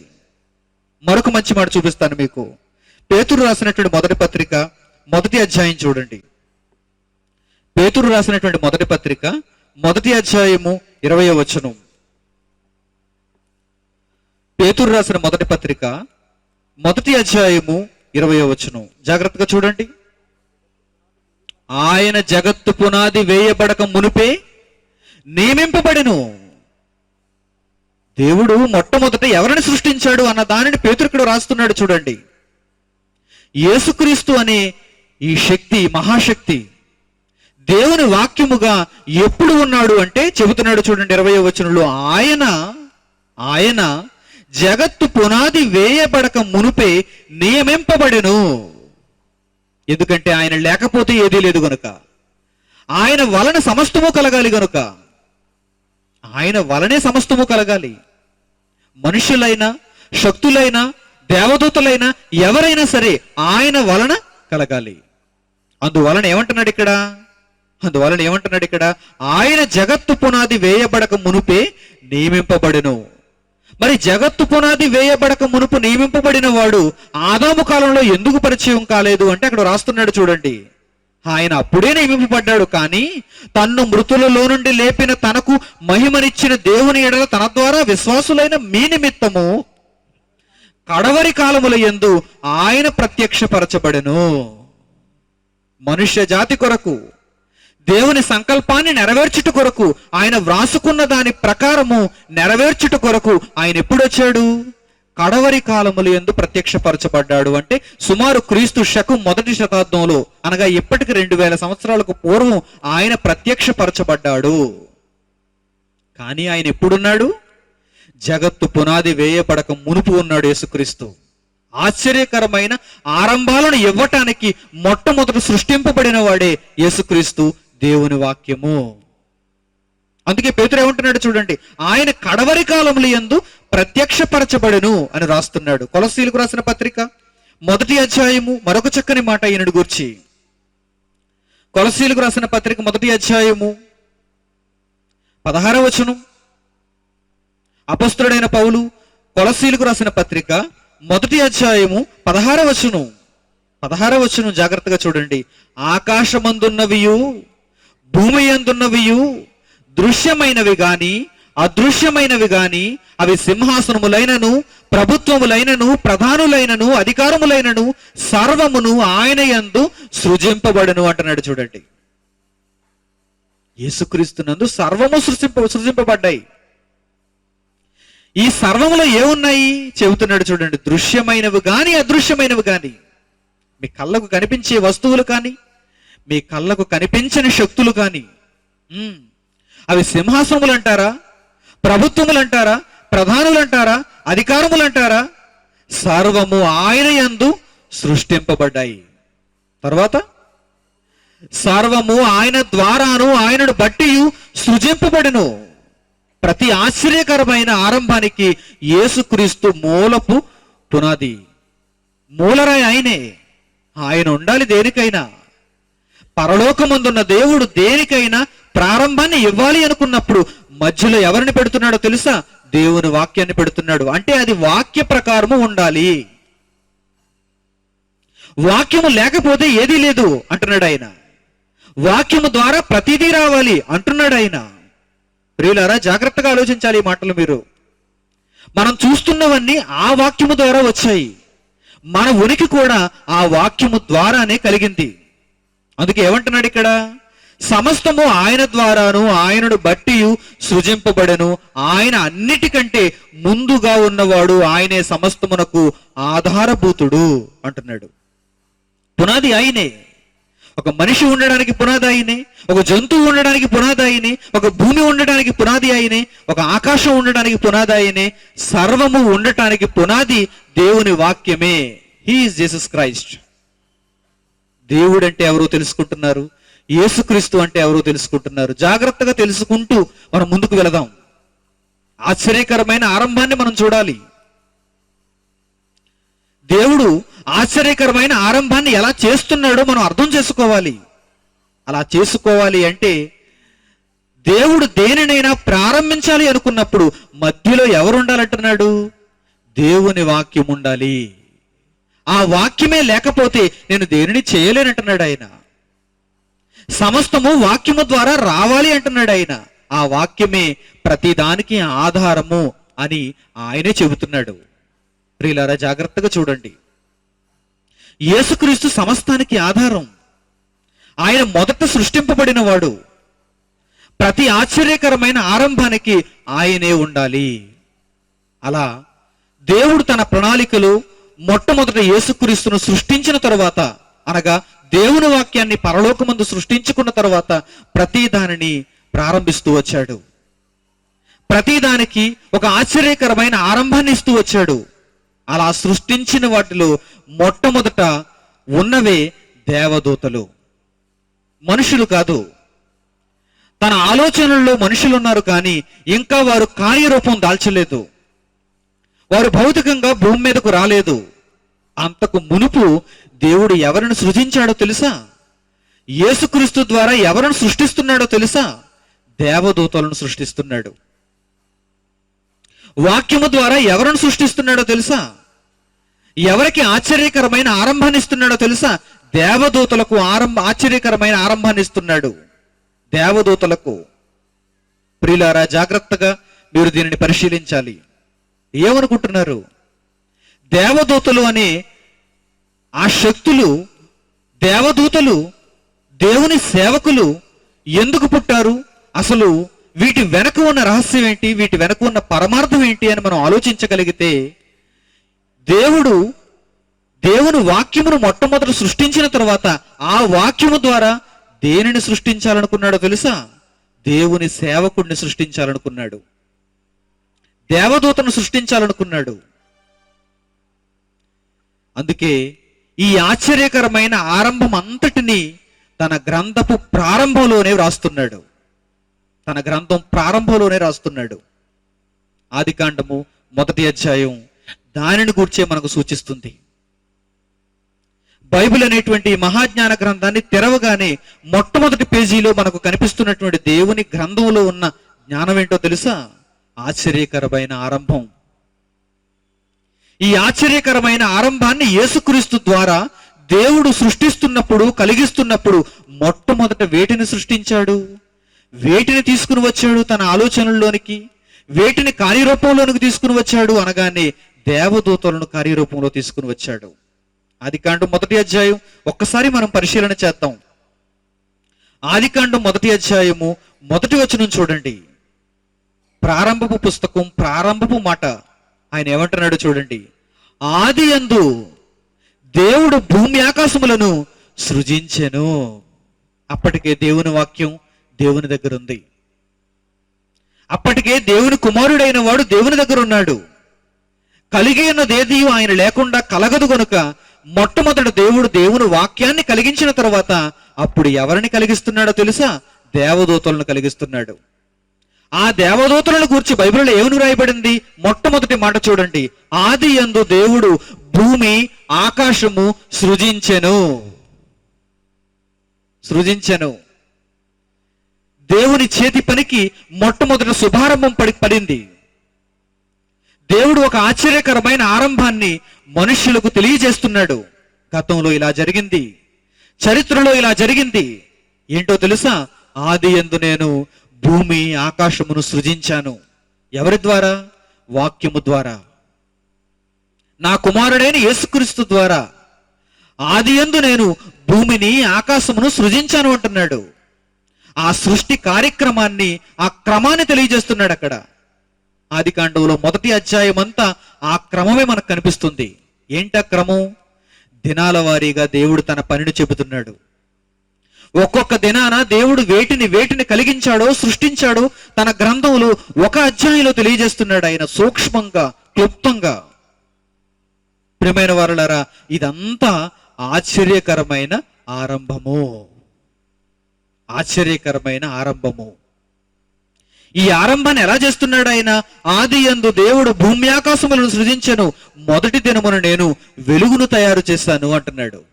మొదటి దినమున వెలుగును తయారు చేశాను. ఎలా తయారు చేశాను ఈ వెలుగుని? ఈ వెలుగును తయారు చేసిన తరువాత ఇది ఆశ్చర్యకరమైనది అని మీరు ఎలా చెప్పగలరు? ఎలా చెప్పగలరు? నేను తయారు చేసిన విధానాన్ని చూడండి, ఆ వెలుగును ఒక్కసారి మీరు చూడండి, అప్పుడు నిజంగా ఇది ఆశ్చర్యకరమైన ఆరంభము అని మీరు ఒప్పుకోక తప్పదు అంటాడు దేవుడు. ఎలా చేశాడు చూడండి, ఎలా చేశాడు? ఆది కాండం 1వ అధ్యాయము 3వ వచనం. ఆది కాండము 1వ అధ్యాయము 3వ వచనం. This is science, this is not religion. Bible is not religion, Bible is a science. ఏంటండి సైన్సా? బైబిల్ ఒక శాస్త్రమా? బైబిల్లో శాస్త్రీయ సంగతులు ఉన్నాయా? ఉన్నాయి. ఎలా ఉన్నాయో మీకు చెబుతాను. జాగ్రత్తగా బైబిల్ను చూస్తూ, జాగ్రత్తగా వింటూ అర్థం చేసుకోవడానికి మీరు ప్రయత్నం చేయండి. 3వ వచనం, ఆది కాండం 1వ అధ్యాయం. ఏమంటున్నాడు చూడండి. దేవుడు ప్రారంభం లేనివాడు, ముగింపు లేనివాడు. ఆ దేవుడు యేసుక్రీస్తు ద్వారా ఏం చెబుతున్నాడు చూడండి. వెలుగు కమ్మని పలుకగా వెలుగు కలిగెను. ఆశ్చర్యకరమైన ప్రారంభం అండి ఇది. ఎలా ప్రారంభిస్తున్నాడు? అంత చీకటిమయం, అంత నిశ్చేష్టం, ప్రకృతిలో ఏదీ లేదు, విశ్వంలో ఏదీ లేదు. యేసుక్రీస్తు దేవుడు ఇద్దరు మాత్రమే ఉన్నారు. దేవుని ఆత్మ కూడా యేసుక్రీస్తు తరువాత సృష్టింపబడింది, ఏ దేవునిలో నుండి వచ్చింది. ఆ తరువాత ఏదీ లేదు. అప్పుడు దేవుడు మొట్టమొదట వెలుగును సృష్టించాలి అనుకుంటున్నాడు. అలా అనుకున్న దేవుడు ఏమంటున్నాడు చూడండి. దేవుడు వెలుగు కమ్మని పలుకగా వెలుగు కలిగెను. దేవుడు వెలుగు కమ్మని పలుకగా వెలుగు కలిగెను. ఎంత సునాయాసంగా దేవుడు వెలుగును సృష్టిస్తున్నాడో చూడండి. ఆరంభం అండి అది, ఆశ్చర్యం అండి అది. ఈ మైదానంలో వెలుగును సృష్టించాలంటే ఎంత కష్టపడ్డారో తెలుసా? కర్రలు తెచ్చారు, లైట్లు తెచ్చారు, వైర్లు తెచ్చారు, జనరేటర్ పెట్టారు, గోతులు పాతారు. ఇదిగో లైట్లు. ఇది ఎంతవరకు? ఆ జనరేటర్లో డీజిల్ ఉన్నంత వరకు, ఆ ఫిలమెంట్ లైట్ లైఫ్ ఉన్నంత వరకు. ఆ తర్వాత అది రాలిపోతుంది, ఆ లైట్ ఆగిపోతుంది. తాత్కాలికం. కానీ ఒక శాశ్వతమైన వెలుగును దేవుడు భూమి మీద మనుషులు ఉన్నంత వరకు ఉండవలసిన వెలుగును దేవుడు ఒక్క మాటలో సృష్టించాడు. జాగ్రత్తగా చూడాలి ఈ మాట మీరు. దేవుడు వెలుగు కమ్మని పలుకగా వెలుగు కలిగెను. ఇది సైన్సా? ఇది మతమా? ఇదెక్కడ సైన్స్ ఏంటని మీరు అనుకుంటారు. మీ దృష్టిలో సైన్స్ ఏంటి? థామస్ ఆల్వా ఎడిసన్ గారు ఒక బల్బును సృష్టించారు. ఆ బల్బును సృష్టించినందుకు ఆయన శాస్త్రవేత్త, ఆయన సృష్టించిన క్రమం ఒక సైన్స్ అంటారు మీరు. అంతేనా? సైన్స్ స్టూడెంట్స్ ఎవరైనా ఉంటే బాగా అర్థం చేసుకోవాలి మీరు. థామస్ ఆల్వా ఎడిసన్ చాలా ప్రయోగాలు చేశాడు. చేసి తన జీవిత కాలంలో ఒక దానిని సాధించాడు. ఏంటది? ఒక చిన్ని బల్బు తయారు చేశాడు. ఒక చిన్ని బల్బు తయారు చేశాడు. విశ్వం అంతటికి వెలుగునిచ్చే బల్బు కాదది. ఒక ఖండానికి వెలుగునిచ్చే బల్బు కాదది. ఒక దేశానికి వెలుగునిచ్చే బల్బు కాదది. ఒక రాష్ట్రం అంతటికి వెలుగునిచ్చే బల్బు కాదది. ఒక జిల్లాకు వెలుగునిచ్చే బల్బు కాదది. అంతెందుకండి, ఒక గ్రామానికి, ఒక వీధి మొత్తానికి ఇవ్వలేదు. అసలు అంతెందుకండి, ఒక ఇంటి మొత్తానికి ఇవ్వలేదు. మీ ఇంటిలో బల్బులు ఎన్ని ఉన్నాయి? ఒకటే ఉందా? గదికి ఒకటి ఉందా? గదిలో మళ్ళా 2, 3 ఉంటాయి. ఒకటి ట్యూబ్ లైట్, ఒకటి చిన్న లైట్, ఒకటి పెద్ద లైట్. చూసారా? ఎక్కువ బల్బులు కనిపెట్టుకున్నారనుకోండి, కరెంటు బిల్లు వెళ్ళిపోతుంది. ఊరకనే రాదు కదా. బల్బులు దొరికాయి కదా అని ఎక్కడ పడితే అక్కడ హోల్డర్లు పెట్టి పెట్టేశారనుకోండి, వెలుగు కావాలి నాకు అని, ఆ తర్వాత వస్తుంది 1116. ప్రియమైన వారలారా, జాగ్రత్తగా చూడండి దేవుని వాక్యాన్ని. థామస్ ఆల్వా ఎడిసన్ ఒక చిన్ని బల్బు కనిపెట్టాడు. ఒక చిన్ని గదికి వెలుగునిచ్చే బల్బు అది. ఒక మనిషికి సరిపడినంత వెలుగునిచ్చే బల్బు అది. దానికి కూడా నిరంతరాయంగా మనం వెనక నుంచి శక్తిని అందించాలి. ప్లస్ మైనస్ ఎలక్ట్రాన్స్ ప్రవాహం జరగాలి అందులో. అప్పుడే ఆ ఫిలమెంట్లో వెలుగు మనకు కనిపిస్తుంది. దాని జీవితకాలం కూడా చాలా తక్కువ. ఆ తర్వాత ఆ ఫిలమెంట్ రాలిపోతుంది, బల్బు మార్చాలి మరలా మీరు. దీనిని ఏమన్నాడు? ఈ ప్రపంచం, ఈ మనుష్య సమాజం ఏముంది దీనిని? శాస్త్రం, సైన్స్. ఆయన పేరు సైంటిస్ట్. మరి దేవుడు ఎవరిక్కడ? ఆదికాండం 1వ అధ్యాయం 3వ వచనంలో చిన్నగా ఉందనా? చూడండి, దేవుడు వెలుగు కమ్మని పలుకగా వెలుగు కలిగెను. దేవుడు వెలుగు కమ్మని పలుకగా వెలుగు కలిగెను. ఈ వెలుగు ఎలాంటిది? సర్వ ప్రపంచానికి ఒకేసారి వెలుగునివ్వగలదు. ప్రకృతి వెలుగు. ఈ వెలుగు ఒక ఇంటికి మాత్రమే పెట్టింది కాదు, ఒక మండలానికి పెట్టింది కాదు, ఒక జిల్లాకు మాత్రమే పెట్టింది కాదు, ఒక దేశానికి మాత్రమే కాదు, 7 ఖండాలకు, భూమి అంతటికి దేవుడు నిర్ణయించిన వెలుగది. ఎవరి ద్వారా సృష్టించాడు అనుకుంటున్నారు? యేసుక్రీస్తు ద్వారా సృష్టించాడు. గనుక థామస్ ఆల్వా ఎడిసన్కి 1,000,000 రెట్లు బాబు యేసుక్రీస్తు అంటే. చిన్న శాస్త్రవేత్తను మీరేమనుకుంటున్నారు? ఈయనే గొప్పవాడు అనుకుంటున్నారు. థామస్ ఆల్వా ఎడిసన్ గారు చెప్పిన పాఠాలన్నీ మేము నేర్చుకోవాలి, చదువుకోవాలనుకుంటున్నారు.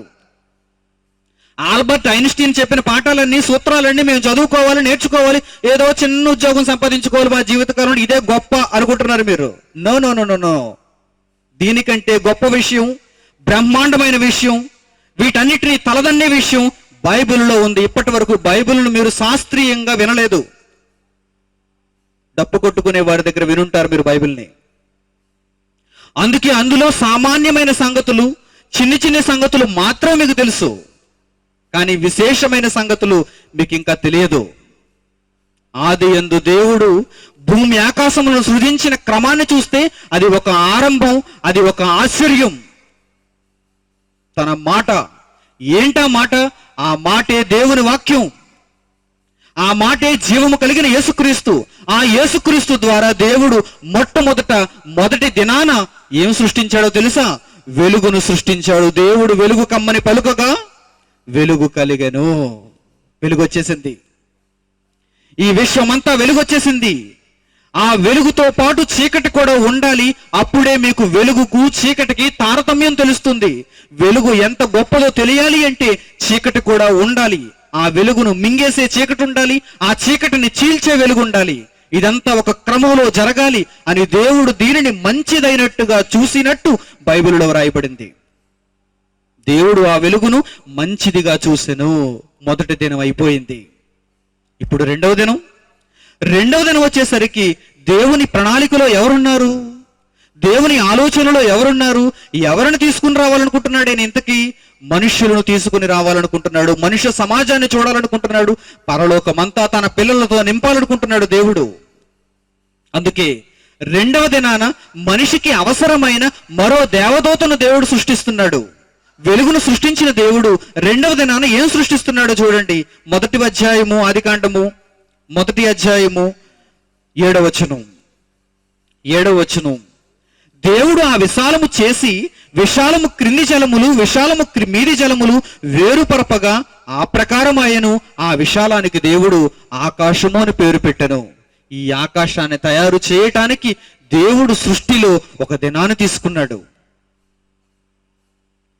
ఈ ఆకాశాన్ని తయారు చేయటానికి దేవుడు ఒక దినాన్ని తీసుకున్నాడు, విశ్వదినం. ఎవరి ద్వారా సృష్టించాడు దీనిని? ఈ ఆకాశమంతటిని ఎవరి ద్వారా సృష్టించాడు దేవుడు? ఈ విశాలమంతటిని ఎవరి వలన దేవుడు తీసుకుని వచ్చాడు? యేసుక్రీస్తు వలన. దేవుని వాక్యము వలన పైకెత్తి మీ కన్నులు మీరు చూడగానే పైన కనిపిస్తున్నటువంటి ఈ విశాలమంతా మీ రెండు కళ్ళతో ఒకేసారి ఈ విశాలమంతటిని చూడలేరు, అంత పెద్ద విశాలం. అందుకే దాని పేరే విశాలము. విశాలము, స్కై, యూనివర్స్, క్రియేచర్. దీని అంతటిని మీరు చూసినప్పుడు దేవుడు ఏమంటున్నాడో తెలుసా? వెలుగును చీకటిని వేరు చేసి మొదటి దినాన్ని ముగించిన తర్వాత రెండవ దినాన ఈ విశాలాన్ని తయారు చేశాను అంటున్నాడు. ఈ విశాలానికి మీదన కొన్ని జలాలు, ఈ విశాలానికి కిందన కొన్ని జలాలు, ఈ రెండిటిని నేను వేరుపరపగా మధ్యలో విశాలాన్ని సృష్టించాను. దానిని ఎవరి వలన సృష్టించానంటే నా కుమారుడైన దేవుని వాక్యం వలన సృష్టించాను అంటున్నాడు. మూడవ దినాన ఏం చేశాడు చూడండి. ఆయన మూడవ దినాన సరాసరి భూమి దగ్గరకు వచ్చాడు. మూడవ దినాన భూమి దగ్గరకు వచ్చి ఏమంటున్నాడు చూడండి. 10వ వచనం, మొదటి అధ్యాయం ఆదికాండము. దేవుడు ఆరిన నేలకు భూమి అని పేరు పెట్టెను. భూమిని చూశాడు దేవుడు. భూమి మీదకు మనుషులు రావాలి, అందుకే భూమిని తయారు చేశాడు దేవుడు. ఆరిన నేలకు దేవుడు భూమి అని పేరు పెట్టెను. జలరాశికి సముద్రము అని పేరు పెట్టెను. సముద్రాలు, భూమి. ఆరిన నేల, నీరు. ఈ ఆరిన నేల మీద ఏమి రావాలి? మొట్టమొదట చెట్లు రావాలి అనుకున్నాడు. విత్తనములిచ్చు ప్రతి వృక్ష ఫలము రావాలి అనుకున్నాడు. వెలుగును చేశాడు, ఆకాశాన్ని చేశాడు, భూమిని చేస్తున్నాడు. ఇప్పుడు మూడవ దినాన భూమి, ఆ భూమి మీద విత్తనములిచ్చు ఫల వృక్షములన్నీ రావాలి, చెట్లన్నీ రావాలి. అంటే మీరు చూస్తున్న చెట్లన్నిటికీ ప్రారంభం ఏంటో తెలుసా? ఇదిగోనండి ఆదికాండం 1వ అధ్యాయం. ఆశ్చర్యకరమైన ప్రారంభంతో వచ్చాయి ఇవన్నీ. ఒక మామిడి చెట్టు, ఒక సపోటా చెట్టు, ఒక సీతాఫలం చెట్టు, ఒక జామ చెట్టు, ఒక కొబ్బరి చెట్టు. మీరు చూస్తున్న ప్రతి చెట్టు, విత్తనములిచ్చు ప్రతి చెట్టు ఎవరి వలన ఎప్పుడు సృష్టింపబడిందో తెలుసా? ఆశ్చర్యకరమైన ఆరంభాన్ని కలిగిన దేవదూతలు ఇవన్నీ. ఆశ్చర్యకరమైన ఆరంభం.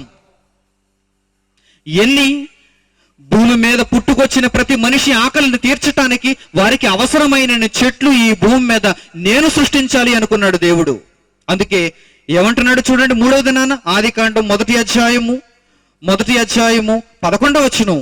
దేవుడు గడ్డిని, విత్తనములిచ్చు చెట్లను భూమి మీద తమ తమ జాతి ప్రకారము తమలో విత్తనములు గల ఫలమిచ్చు ఫల వృక్షములను భూమి మొలిపించునుగాక అని పలుకగా ఆ ప్రకారం ఆయను.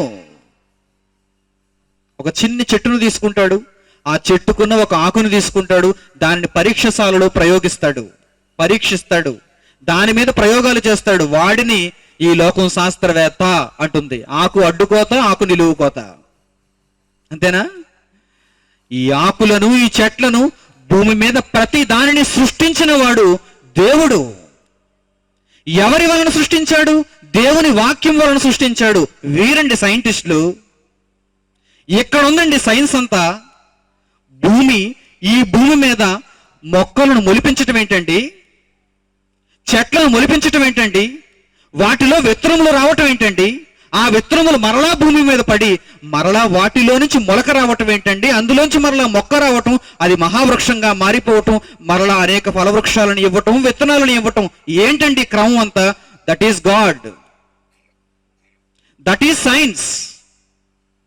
ఆశ్చర్యకరమైన ఆరంభం.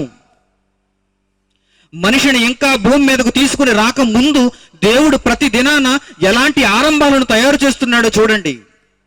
ఎలాంటి ఆశ్చర్యాలను ఈ సృష్టిలో జరిగిస్తున్నాడో చూడండి తన వాక్యము వలన.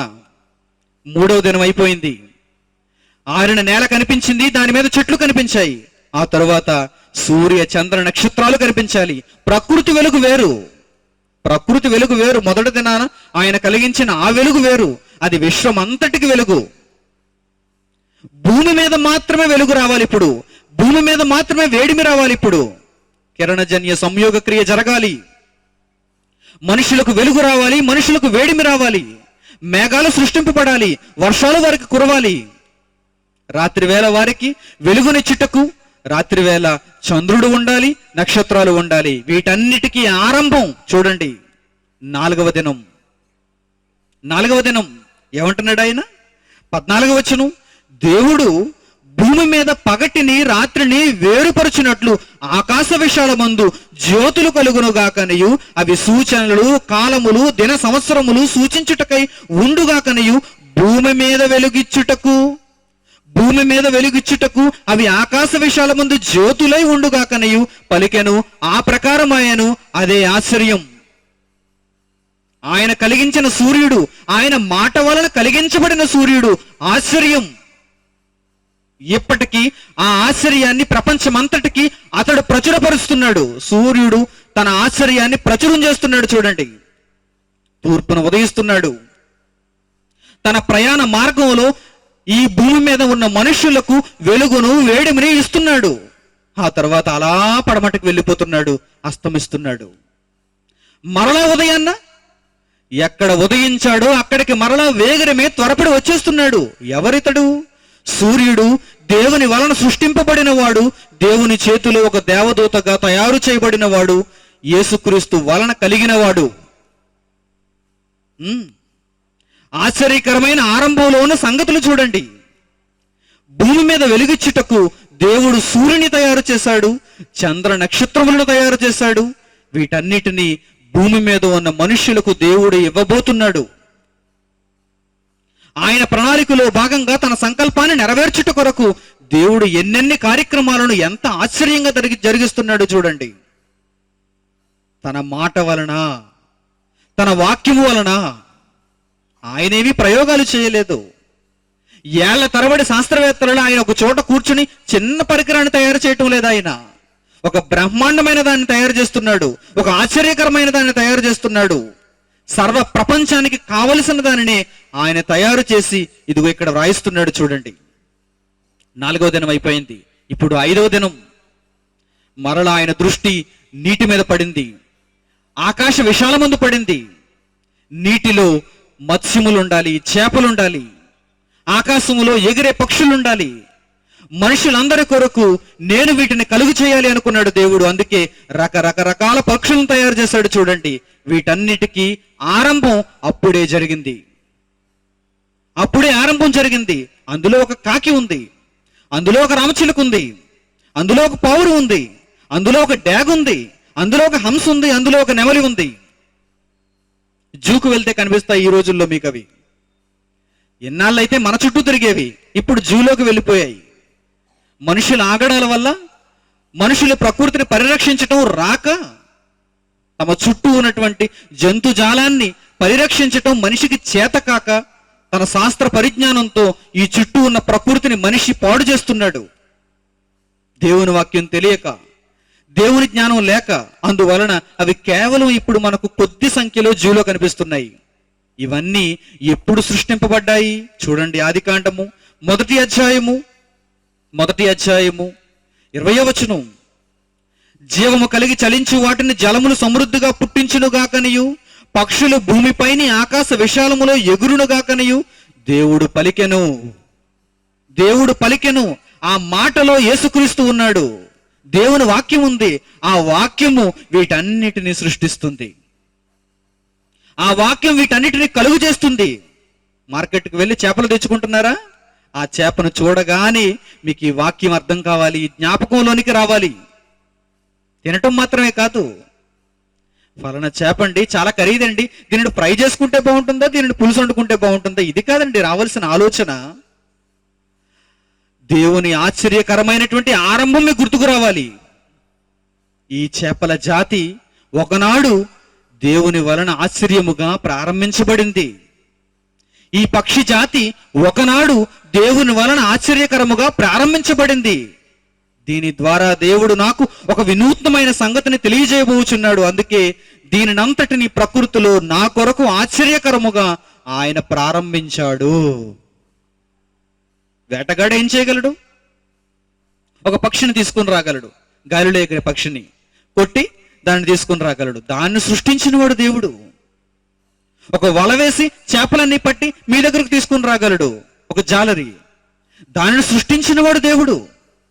ఆయనను మర్చిపోయింది సమాజం. ఆయన ఆశ్చర్యకరమైన ఆరంభంలో భాగంగా వీటన్నిటిని కలిగిస్తున్నాడు. వీటన్నిటితో ప్రకృతిని నింపుతున్నాడు. ఎలా కలిగిస్తున్నాడంటే తన మాట వలన. తన వాక్యము వలన. అందుకే మొట్టమొదట తన యొద్ద ఎవరు నుంచుకున్నాడు?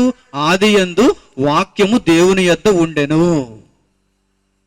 కలిగినదేది ఆయన లేకుండా కలగలేదు. ఎందుకంటే కలిగింపబడే ప్రతిదీ ఉనికి కలిగి ఉండాలి అంటే, పిక్చర్లోనికి రావాలి అంటే ముందు ఎవరు ఉండాలి? యేసుక్రీస్తు ఉండాలి. అందుకే ముందు యేసుక్రీస్తుని దేవుని వాక్యముగా తన దగ్గర పెట్టుకున్నాడు. ఆశ్చర్యకరమైన ఆరంభం దేనికి ఇవ్వాలన్నా ఆయన దగ్గర ఉండవలసింది దేవుని వాక్యం. ఆ తర్వాత 6వ దినం చివరి దినం. ఇక చివరికి వచ్చేసరికి ఆయన ఏం చేస్తున్నాడు? ఎవరిని తయారు చేస్తున్నాడు? ఇంకా ఏది శేషంలో ఉండిపోయిందో చూస్తున్నాడు. మనిషికి కావలసింది ప్రకృతిలో మనిషి జీవనానికి అవసరమైనది ఇంకా ఏది నేను తయారు చేయాలి?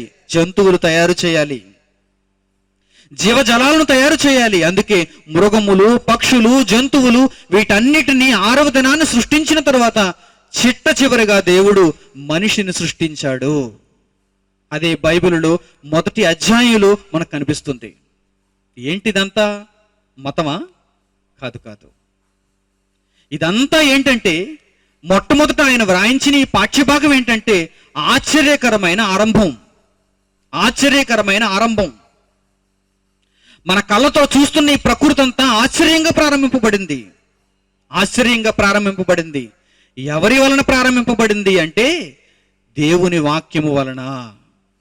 హెబ్రీయులకు రాసిన పత్రిక 11వ అధ్యాయం జాగ్రత్తగా చూడండి. అపోస్తలుడైన పౌలు హెబ్రీయులకు రాసిన పత్రిక 11వ అధ్యాయము 3వ వచనం. అపోస్తలుడైన పౌలు హెబ్రీయులకు రాసిన పత్రిక 11వ అధ్యాయము 3వ వచనం జాగ్రత్తగా చూడండి. ప్రపంచములు అంటే అందులో ఏమొచ్చాయి? ఇదిగో ఇప్పటి వరకు మనం చూసినవన్నీ వచ్చాయి. ఆశ్చర్యకరమైన ఆరంభంలో ఉన్న ప్రతి సంగతి అందులో వచ్చింది చూడండి. ఆకాశం, నేల, జలములు, విత్తనములిచ్చి చెట్లు, సూర్య చంద్ర నక్షత్రాలు, జలములలో నిండిన మత్స్యములు, ఆకాశంలో ఎగిరే పక్షులు, పశువులు, జంతువులు, వీటన్నిటిని మనం చూసినప్పుడు ప్రపంచములు అన్నాడు. అందుకే దానిని ప్రపంచములు. ఈ ప్రపంచములు దేవుని వాక్యము వలన నిర్మాణమైనవనియు, అందువలన దృశ్యమైనది కనబడడు పదార్థముల చేత నిర్మింపబడలేదనియు విశ్వాసము చేత గ్రహించాలి మీరు అంటున్నాడు. చూడండి, మన కంటికి కనిపిస్తున్నదంతా కనిపించే దాని వలన తయారు చేయబడలేదు. ఒక వెలుగు, దేవుని వాక్యం కనిపించదది, దేవునిలో నుండి వచ్చిందది. భూమి మీదకు వస్తే యేసుక్రీస్తు అయింది. ఆ తరువాత దేవుని వాక్యంగా అక్షరరూపంగా మనం చూడగలుగుతున్నామే తప్ప దానికంటూ ఒక రూపం లేదు. కనబడని దాని చేత కనబడే పదార్థాలన్నీ తయారు చేయబడ్డాయి. ఇదే ఆశ్చర్యకరమైన ఆరంభం, ఆశ్చర్యకరమైన ప్రారంభం ఇది. ప్రియమైన వారలారా, జాగ్రత్తగా మీరు ఆలోచించండి. దేవుడు తయారు చేసినటువంటి ఈ సృష్టిలో ఉన్న వస్తువులన్నీ, శక్తులన్నీ దేవదూతలా? ఇవన్నీ తయారు చేయబడ్డాయా? దేవదూతలు అనగానే రెక్కలతో ఎగిరేవి అనుకున్నాం. దేవదూతలు అనగానే దేవుని దగ్గర ఉండేవి, స్తుతులు చెల్లించేవి అనుకున్నాం. మన చుట్టూ కనిపిస్తున్నవన్నీ దేవదూతలా అని మీరు ఒకవేళ సందేహపడితే దేవుని వాక్యంలో మీరు దానిని చూడాలి. దేవుని వాక్యంలో మీరు దానిని చూడాలి. చూద్దాం. హెబ్రీ పత్రిక, అదే హెబ్రీ పత్రిక 1వ అధ్యాయం చూడండి. అదే హెబ్రీలకు రాసిన పత్రిక 1వ అధ్యాయము 6వ వచనం జాగ్రత్తగా చూడండి. 6వ వచనం, మరియు ఆయన భూలోకమునకు ఆది సంభూతిని మరలా రప్పించినప్పుడు దేవుని దూతలందరూ ఆయనకు నమస్కారము చేయవలనని చెప్పుచున్నాడు. దేవుని దూతలు, ప్రారంభంలో సృష్టింపబడిన దేవుని దూతలు. ఆ దేవుని దూతలలో వెలుగు ఒక దూత, వాయువులు ఒక దూత, చెట్లు ఒక దూత, నేల ఒక దూత, సముద్రాలు ఒక దూత, సూర్యుడు ఒక దూత, చంద్రుడు ఒక దూత, నక్షత్రములు దూత. చూసారా ఏమంటున్నాడు? చూడండి, జాగ్రత్తగా చూడండి ఆ మాట జాగ్రత్తగా చూడండి. 7వ వచనం, తన దూతలను వాయువులుగాను తన సేవకులను అగ్ని జ్వాలలుగాను చేసుకొనివాడు అని తన దూతలను గూర్చి చెప్పుచున్నాడు. ఎవరింతకీ అగ్నిజ్వాలలు? ఎవరింతకీ ఈ కాంతి? ఎవరింతకీ ఈ ద్రవం? ఎవరింతకీ ఈ జంతువులు, ఎవరింతకీ ఈ పక్షులు అని మీరు జాగ్రత్తగా ఆలోచించగలిగితే దేవుడు ఏమంటున్నాడో తెలుసా? ఇవన్నీ దేవదూతలు. దేవదూతలు అనగానే దేవుని సేవకులు. అందుకే చూడండి, ఇవన్నీ మనకు సేవ చేస్తున్నాయి. ఇవన్నీ మనకు సేవ చేస్తున్నాయి. సేవలు అందుకోవటం లేదు. అందుకుంటున్నాయా? సేవలు అందుకుంటున్నాయా? సేవ చేస్తున్నాయా? జాగ్రత్తగా విజ్ఞతతో ఆలోచించాలి. సూర్యుడు మన చేత సేవ అందుకుంటున్నాడా, సేవ చేస్తున్నాడా? సేవ చేస్తున్నాడండి. సేవ చేస్తున్నాడండి. ఒకవేళ మన దగ్గర సేవలు అందుకునే పక్షంలో అసలు ఎవరు ఆయనకు సేవ చేయగలరు చెప్పండి? ఆయనకు సేవ చేయడం అంటే ఏంటి? ఆయనకు సేవ చేయడం అంటే ఏంటి? ఆయనకు ఇంధనాన్ని సరఫరా చేయటం, ఆయన కొంచెం పెట్రోల్ ఇవ్వటం, ఆయన కొంచెం డీజిల్ ఇవ్వటం. ఇవ్వగలరేంటి? బండికే ఇవ్వలేకపోతున్నాం మనం. ఎప్పుడు చూసినా ముళ్ళు ఎంటీ సైడే. ఇంట్లో గ్యాస్ బండే మనకి ఎప్పుడు తక్కువగానే ఉంటుంది. కొత్త బండి తెచ్చుకుంటాం, పొయ్యి వెలిగించుకుంటాం, వెంటనే అయిపోతుంది అది. మరల వెంటనే హెచ్పి ఎనీ టైం. చూసారా? మనకే అవసరాలకు సరిపడే ఇంధనం మన దగ్గర లేనప్పుడు ఆ సూర్యునికి మనం ఇంధనం ఎక్కడ ఇవ్వగలం చెప్పండి? పోనీ మన గవర్నమెంట్ ఇవ్వగలదా? పోనీ మన క్రూడ్ ఆయిల్ సంస్థలు ఇవ్వగలవా? పోనీ oil and natural gas corporation ఇవ్వగలదా? లేదు లేదు లేదు, ఎవరు ఇవ్వలేరు దానికి. ఇక సూర్యునికి సేవ చేస్తున్నామని ఎవరు చెప్పగలరు చెప్పండి? అంటే ఈ భూప్రపంచంలో ఎవడు సూర్యునికి సేవ చేయలేడు. మరి సూర్యుడు ఏం చేస్తున్నాడు? సేవ చేస్తున్నాడు. చేస్తున్నాడా లేదా? సేవ చేస్తున్నాడు అనటానికి నిదర్శనాలు మన దగ్గర చాలా ఉన్నాయి. ఈ మధ్య సోలార్ ఎనర్జీ అంటున్నారు అందరూ. సోలార్ ఎనర్జీ, సౌరశక్తి. కొన్ని పలకలు లాంటివి తయారు చేసుకుంటున్నారు. ఆ పలక కింద ఏం చేస్తున్నారు? ఒక వైరు తగిలిస్తున్నారు. ఈ వైరు సరాసరి బ్యాటరీ దగ్గరికి వెళ్ళిపోతుంది. ఈ పలక మీద ఎప్పుడైతే సూర్యకిరణాలు పడ్డాయో ఆ సూర్యకిరణాలలో ఉన్న వేడిమి, శక్తి దానిని అంతటిని గ్రహించిన ఆ పలక ఈ తీగ ద్వారా బ్యాటరీ ఛార్జ్ చేస్తుంది, బ్యాటరీకి శక్తినిస్తుంది. ఆ బ్యాటరీ నుంచి మీరేం తీసుకుంటున్నారు? లైట్ తీసుకుంటున్నారు, ఫ్యాన్ తీసుకుంటున్నారు, టీవీ తీసుకుంటున్నారు, ఇంకేవైనా తీసుకుంటున్నారు. చూసారా? అంటే సూర్యుడు ఏం చేస్తున్నాడు అన్నమాట? శక్తినిస్తున్నాడు. మానవాళికి అనుకూలమైన కావలసిన శక్తినిస్తున్నాడు. అంటే సూర్యుడు ఏం చేస్తున్నాడు? సేవ చేస్తున్నాడు. సేవ చేసేవాడికి మనం సేవ చేయలేము. బాగా ఆలోచించాలి మీరు. సూర్యుడు మనకు సేవ చేస్తున్నాడు, మనం సూర్యునికి సేవ చేయలేము. ఎందుకంటే సూర్యుడు ఒక దేవదూత. సూర్యుడు ఒక దేవదూత. మరి వాయువు దేవదూతే. మీరు పీల్చుతున్న ఆక్సిజన్, అట్మాస్ఫియరిక్ ఎయిర్. ఈ ఎయిర్లో ఏముంది? Oxygen, nitrogen. ఈ ఆక్సిజన్ మనకేం చేస్తుంది? సేవ చేస్తుంది. మనం ఏమైనా ఆక్సిజన్ చేస్తున్నామా? లేదు లేదు లేదు. పైపెచ్చు పాడు చేస్తున్నారు ఆక్సిజన్ని. ఢిల్లీలో ఈ మధ్య కొన్ని వింతైనటువంటి రోగాలు వచ్చేసాయి. ఏంటా రోగాలు? ఆస్తమా లాంటి రోగాలు, ఊపిరితిత్తులకు సంబంధించిన రోగాలు. ఎందుకంటే చుట్టూ ఉన్న గాలి కలుషితం అయిపోయింది. దీనికి సేవ చేయక్కర్లేదు, దీన్ని అలా ఉంచితే చాలు, పాడు చేయకుండా ఉంచితే చాలు. కానీ మనిషికి అది చేత కాదు. గాలి ఇప్పుడు ఏంటన్నమాట? దేవదూత. మీకు సేవ చేసేదే తప్ప మీ దగ్గర సేవలు అందుకునేది కాదు. ఒక కోడి మీకు సేవ చేసేదే తప్ప మీ దగ్గర సేవలు అందుకునేది కాదు. ఒక మేక సేమ్ టు సేమ్. ఒక చెట్టు సేమ్ టు సేమ్. చంద్రుడు, నక్షత్రాలు, సముద్రాలు, భూమి, ప్రకృతిలో మీరు దేన్ని చూడండి, ఏదైనా మీకు సేవ చేసేదే. మీ దగ్గర సేవలు అందుకునేది కాదు. మీ దగ్గర సేవలు అందుకొనుటకు సృష్టింపబడలేదు. ఎందుకంటే దేవుడు తన గ్రంథంలో వ్రాయించాడు పురాతనమైన మాట, వాక్యంలో వ్రాయబడిన మాట. ఏంటా మాట? వాయువులు గాని, అగ్ని జ్వాలలు గాని, సూర్యుడు గాని, చంద్రుడు గాని, నక్షత్రములు గాని, ఏదైనా గాని అది నా సేవకుడు, నా దూత అంటున్నాడు దేవుడు. అసలైన దేవుణ్ణి మర్చిపోయారు. వీటి వెనక తిరుగుతున్నారు మనుషులందరూ. ఏంటండి ఈ సమాజం? నీతిని ఎప్పుడు ఎరుగుతుందండి ఈ సమాజం? సత్యాన్ని ఎప్పుడు గ్రహిస్తుందండి ఈ సమాజం? విజ్ఞతతో ఎప్పుడు ఆలోచిస్తుందండి ఈ సమాజం? ఏదో పాఠ్య పుస్తకాల్లో రాసుకున్న చిన్ని చిన్ని సంగతులు నేర్చుకుని ఒక బీటెక్ డిగ్రీ, ఒక ఎంటెక్ డిగ్రీ, ఒక ఎంబీబీఎస్ డిగ్రీ పట్టుకున్న నీవు బైబిల్లో ఉన్న ఇంత మహాజ్ఞానాన్ని ఎప్పుడైనా ఏనాడైనా ఆలోచించావా? ఎటుపోతుంది ఈ సమాజం? చూడండి ఏమంటున్నాడు ఆయన 7వ వచనం, తన దూతలను వాయువులుగాను తన సేవకులను అగ్ని జ్వాలలుగాను చేసుకునేవాడు అని తన దూతలను గూర్చి చెప్పుచున్నాడు. కానీ తన కుమారుని గూర్చి అయితే ఏమని చెబుతున్నాడో చూడండి ఆయన, దేవా నీ సింహాసనము నిరంతరము నిలిచినది, నీ రాజదండము న్యాయార్థమైనది, నీవు నీతిని ప్రేమించితివి, దుర్నీతిని ద్వేషించితివి, అందుచేత దేవుడు నీ తోడి వారందరికంటే నిన్ను హెచ్చించినట్లుగా ఆనంద తైలముతో అభిషేకించెను అని యేసుక్రీస్తుని గురించి మాట్లాడుతూ, మరియు ప్రభువా నీవు ఆదియందు భూమికి పునాది వేసితివి. ఆశ్చర్యకరమైన ఆరంభాన్ని ఇక్కడ చెబుతున్నాడు చూడండి. ప్రభువా నీవు ఆదియందు భూమికి పునాది వేసితివి, ఆకాశములు నీ చేతి పనులే, అవి నశించును కానీ నీవు నిలిచి ఉందువు. ఏమన్నాడు ఇక్కడ? అవి నశించును కానీ నీవు నిలిచి ఉందువు. అంటే ఆశ్చర్యకరమైన ఆరంభాన్ని కలిగినటువంటి ఈ దేవదూతలన్నీ నశించిపోవటానికి సిద్ధంగా ఉన్నాయి. ఒక బ్రహ్మాండమైన ముగింపు కోసం ఎదురు చూస్తున్నాయి. అందుకే ఆశ్చర్యకరమైన ఆరంభంతో వచ్చాయి, ఉనికిలోనికి వచ్చాయి. వాటిని గురించి ఏమంటున్నాడో చూడండి, ఆకాశములు నీ చేతి పనులే, ఆకాశములు నీ చేతి పనులే, నీవే వాటిని సృష్టించావు.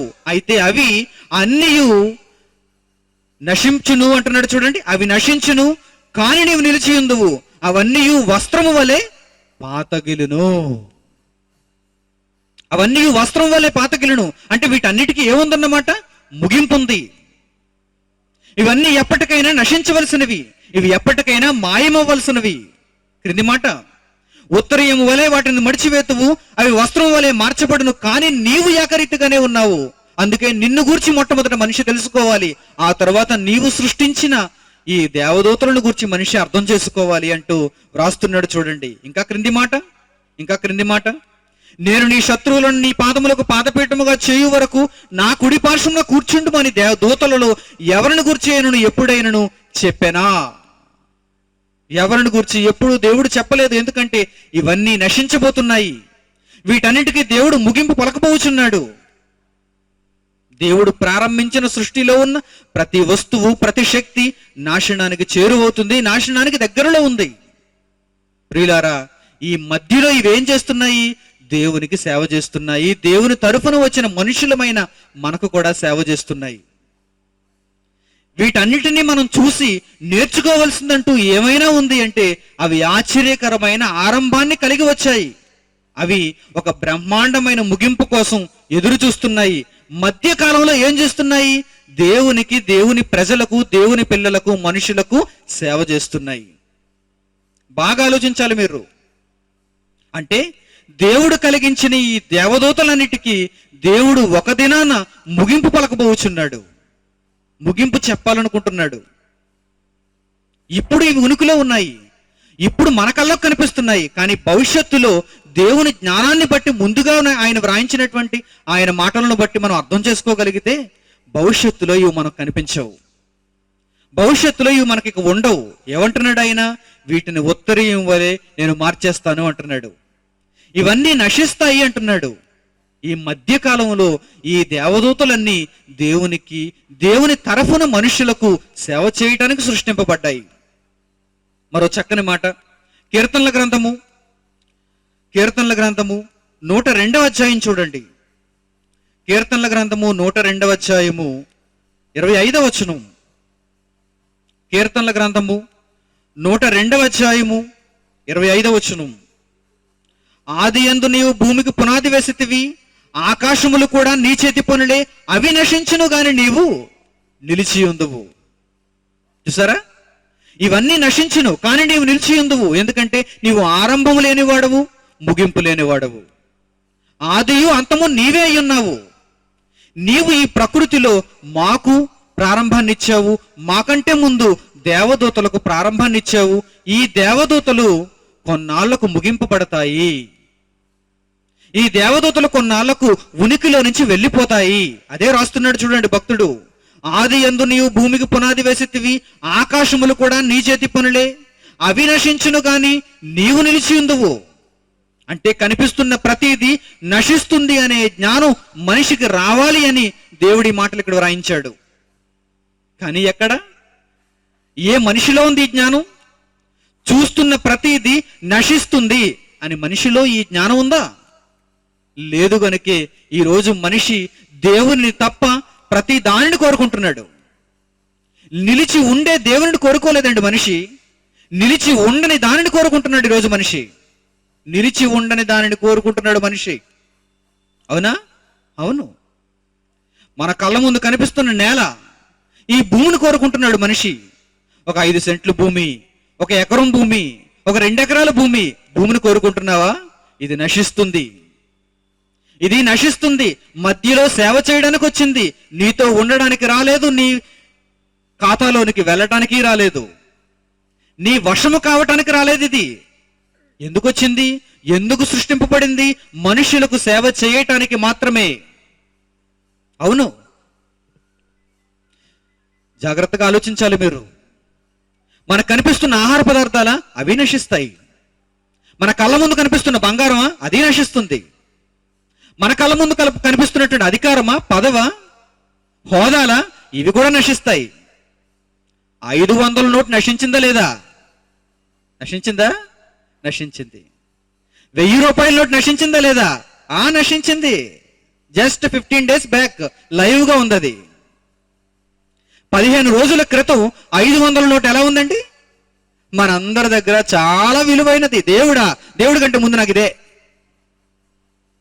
1000 రూపాయల నోటు చూసుకున్నారనుకోండి, దేవుడా, మీటింగా, దేవుని మహాజ్ఞానమా? కాదు. ఇది జాగ్రత్తగా మడిచి పరసులో పెట్టుకోవాలి, దీనిని జాగ్రత్తగా కాపాడుకోవాలి. ఇప్పుడు మోడీ గారు ఏమన్నారు? ఆశ్చర్యకరమైన ఆరంభాన్ని ఒకనాడు చూశారు 500కు 1000కి. ఇప్పుడు నేను బ్రహ్మాండంగా దీనిని ముగించబోతున్నాను కనుక మీ 500 నోట్లు 1000 నోట్లు చెల్లవు అన్నాడంతే. ఇప్పుడు ఏం చేశారు? పరుగు పరుగు పరుగు. ఇది పని చేయదట, ఇది పని చేయదట. మోడీ గారు చెబితే మీకు బల్బు వెలిగింది, దేవుడు చెబితే వెలిగిందా? వెలగదు. మోడీ గారు కేవలం 2 కాగితాలకే చెప్పారు, ఎందుకంటే ఆయనకున్న జ్ఞానం ఆ మాత్రం. కానీ దేవుడు ఎన్నిటికి చెబుతున్నాడో తెలుసా? చూడండి 102వ కీర్తన. ఇప్పుడు చదవండి ఈ మాట, 25వ వచనం. ఆదియందు నీవు భూమికి పునాది వేసితివి, ఆకాశములు కూడా నీ చేతి పనులే, అవి నశించును. ఏదో ఒక రోజు నేను దీనికి వాల్యూ తీసేస్తాను. ఈ భూమికి వాల్యూ ఉండదు, ఆకాశానికి వాల్యూ ఉండదు, గాలికి వాల్యూ ఉండదు, పక్షికి వాల్యూ ఉండదు, నీ ఇంటికి వాల్యూ ఉండదు, నీవు కోరుకున్న దేనికి వాల్యూ ఉండదు. నిలిచి ఉండేవాడు ఎవడో తెలుసా? The God. దేవుడొక్కడే ఎప్పటికీ నిలిచి ఉండేవాడు. చూడండి క్రింది మాట చూడండి, 26వ వచనం. అవి నశించును గాని నీవు నిలిచి ఉందువు, అవన్నీ వస్త్రము వలె పాతగిలును. నోట్లన్నీ ఇప్పుడు పాతవైపోయాయి.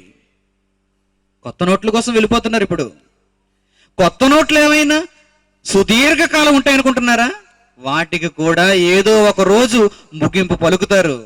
బ్రహ్మాండమైన ముగింపు దానికి కూడా ఉంటుంది. 2000 నోటు మురిసిపోతున్నారేమో, అబ్బా ఎంత బాగుందని. 500 నోటు కొత్త వచ్చేసిందట, దీనిని చూసి మురిసిపోతున్నారేమో, చిల్లరను చూసి మురిసిపోతున్నారేమో, 100 నోట్లు బాగా బతికున్నాయని. ఇవి కూడా ఏదో ఒక రోజు ఒక ప్రకటనతో ఏమైపోతాయో తెలుసా? చెల్లని కాగితాలు అయిపోతాయి. ఈ భూమి కూడా ఏమైపోతుందో తెలుసా? నిర్వీర్యమైపోతుంది. ఎందుకు పనికిరానిది అయిపోతుంది. నీవు కోరుకుంటున్న ఆస్తి, నీవు కోరుకుంటున్న ఈ ప్రకృతిలో ఉన్న ప్రతి వస్తువు ఎందుకు పనికిరానిదవుతుంది. చూడండి దేవుడు ఏమంటున్నాడు, ఆయన ఏమని రాయించాడో చూడండి. అవి నశించును గాని నీవు నిలిచి ఉందువు, అవన్నీ వస్త్రం వలె పాతగిలును.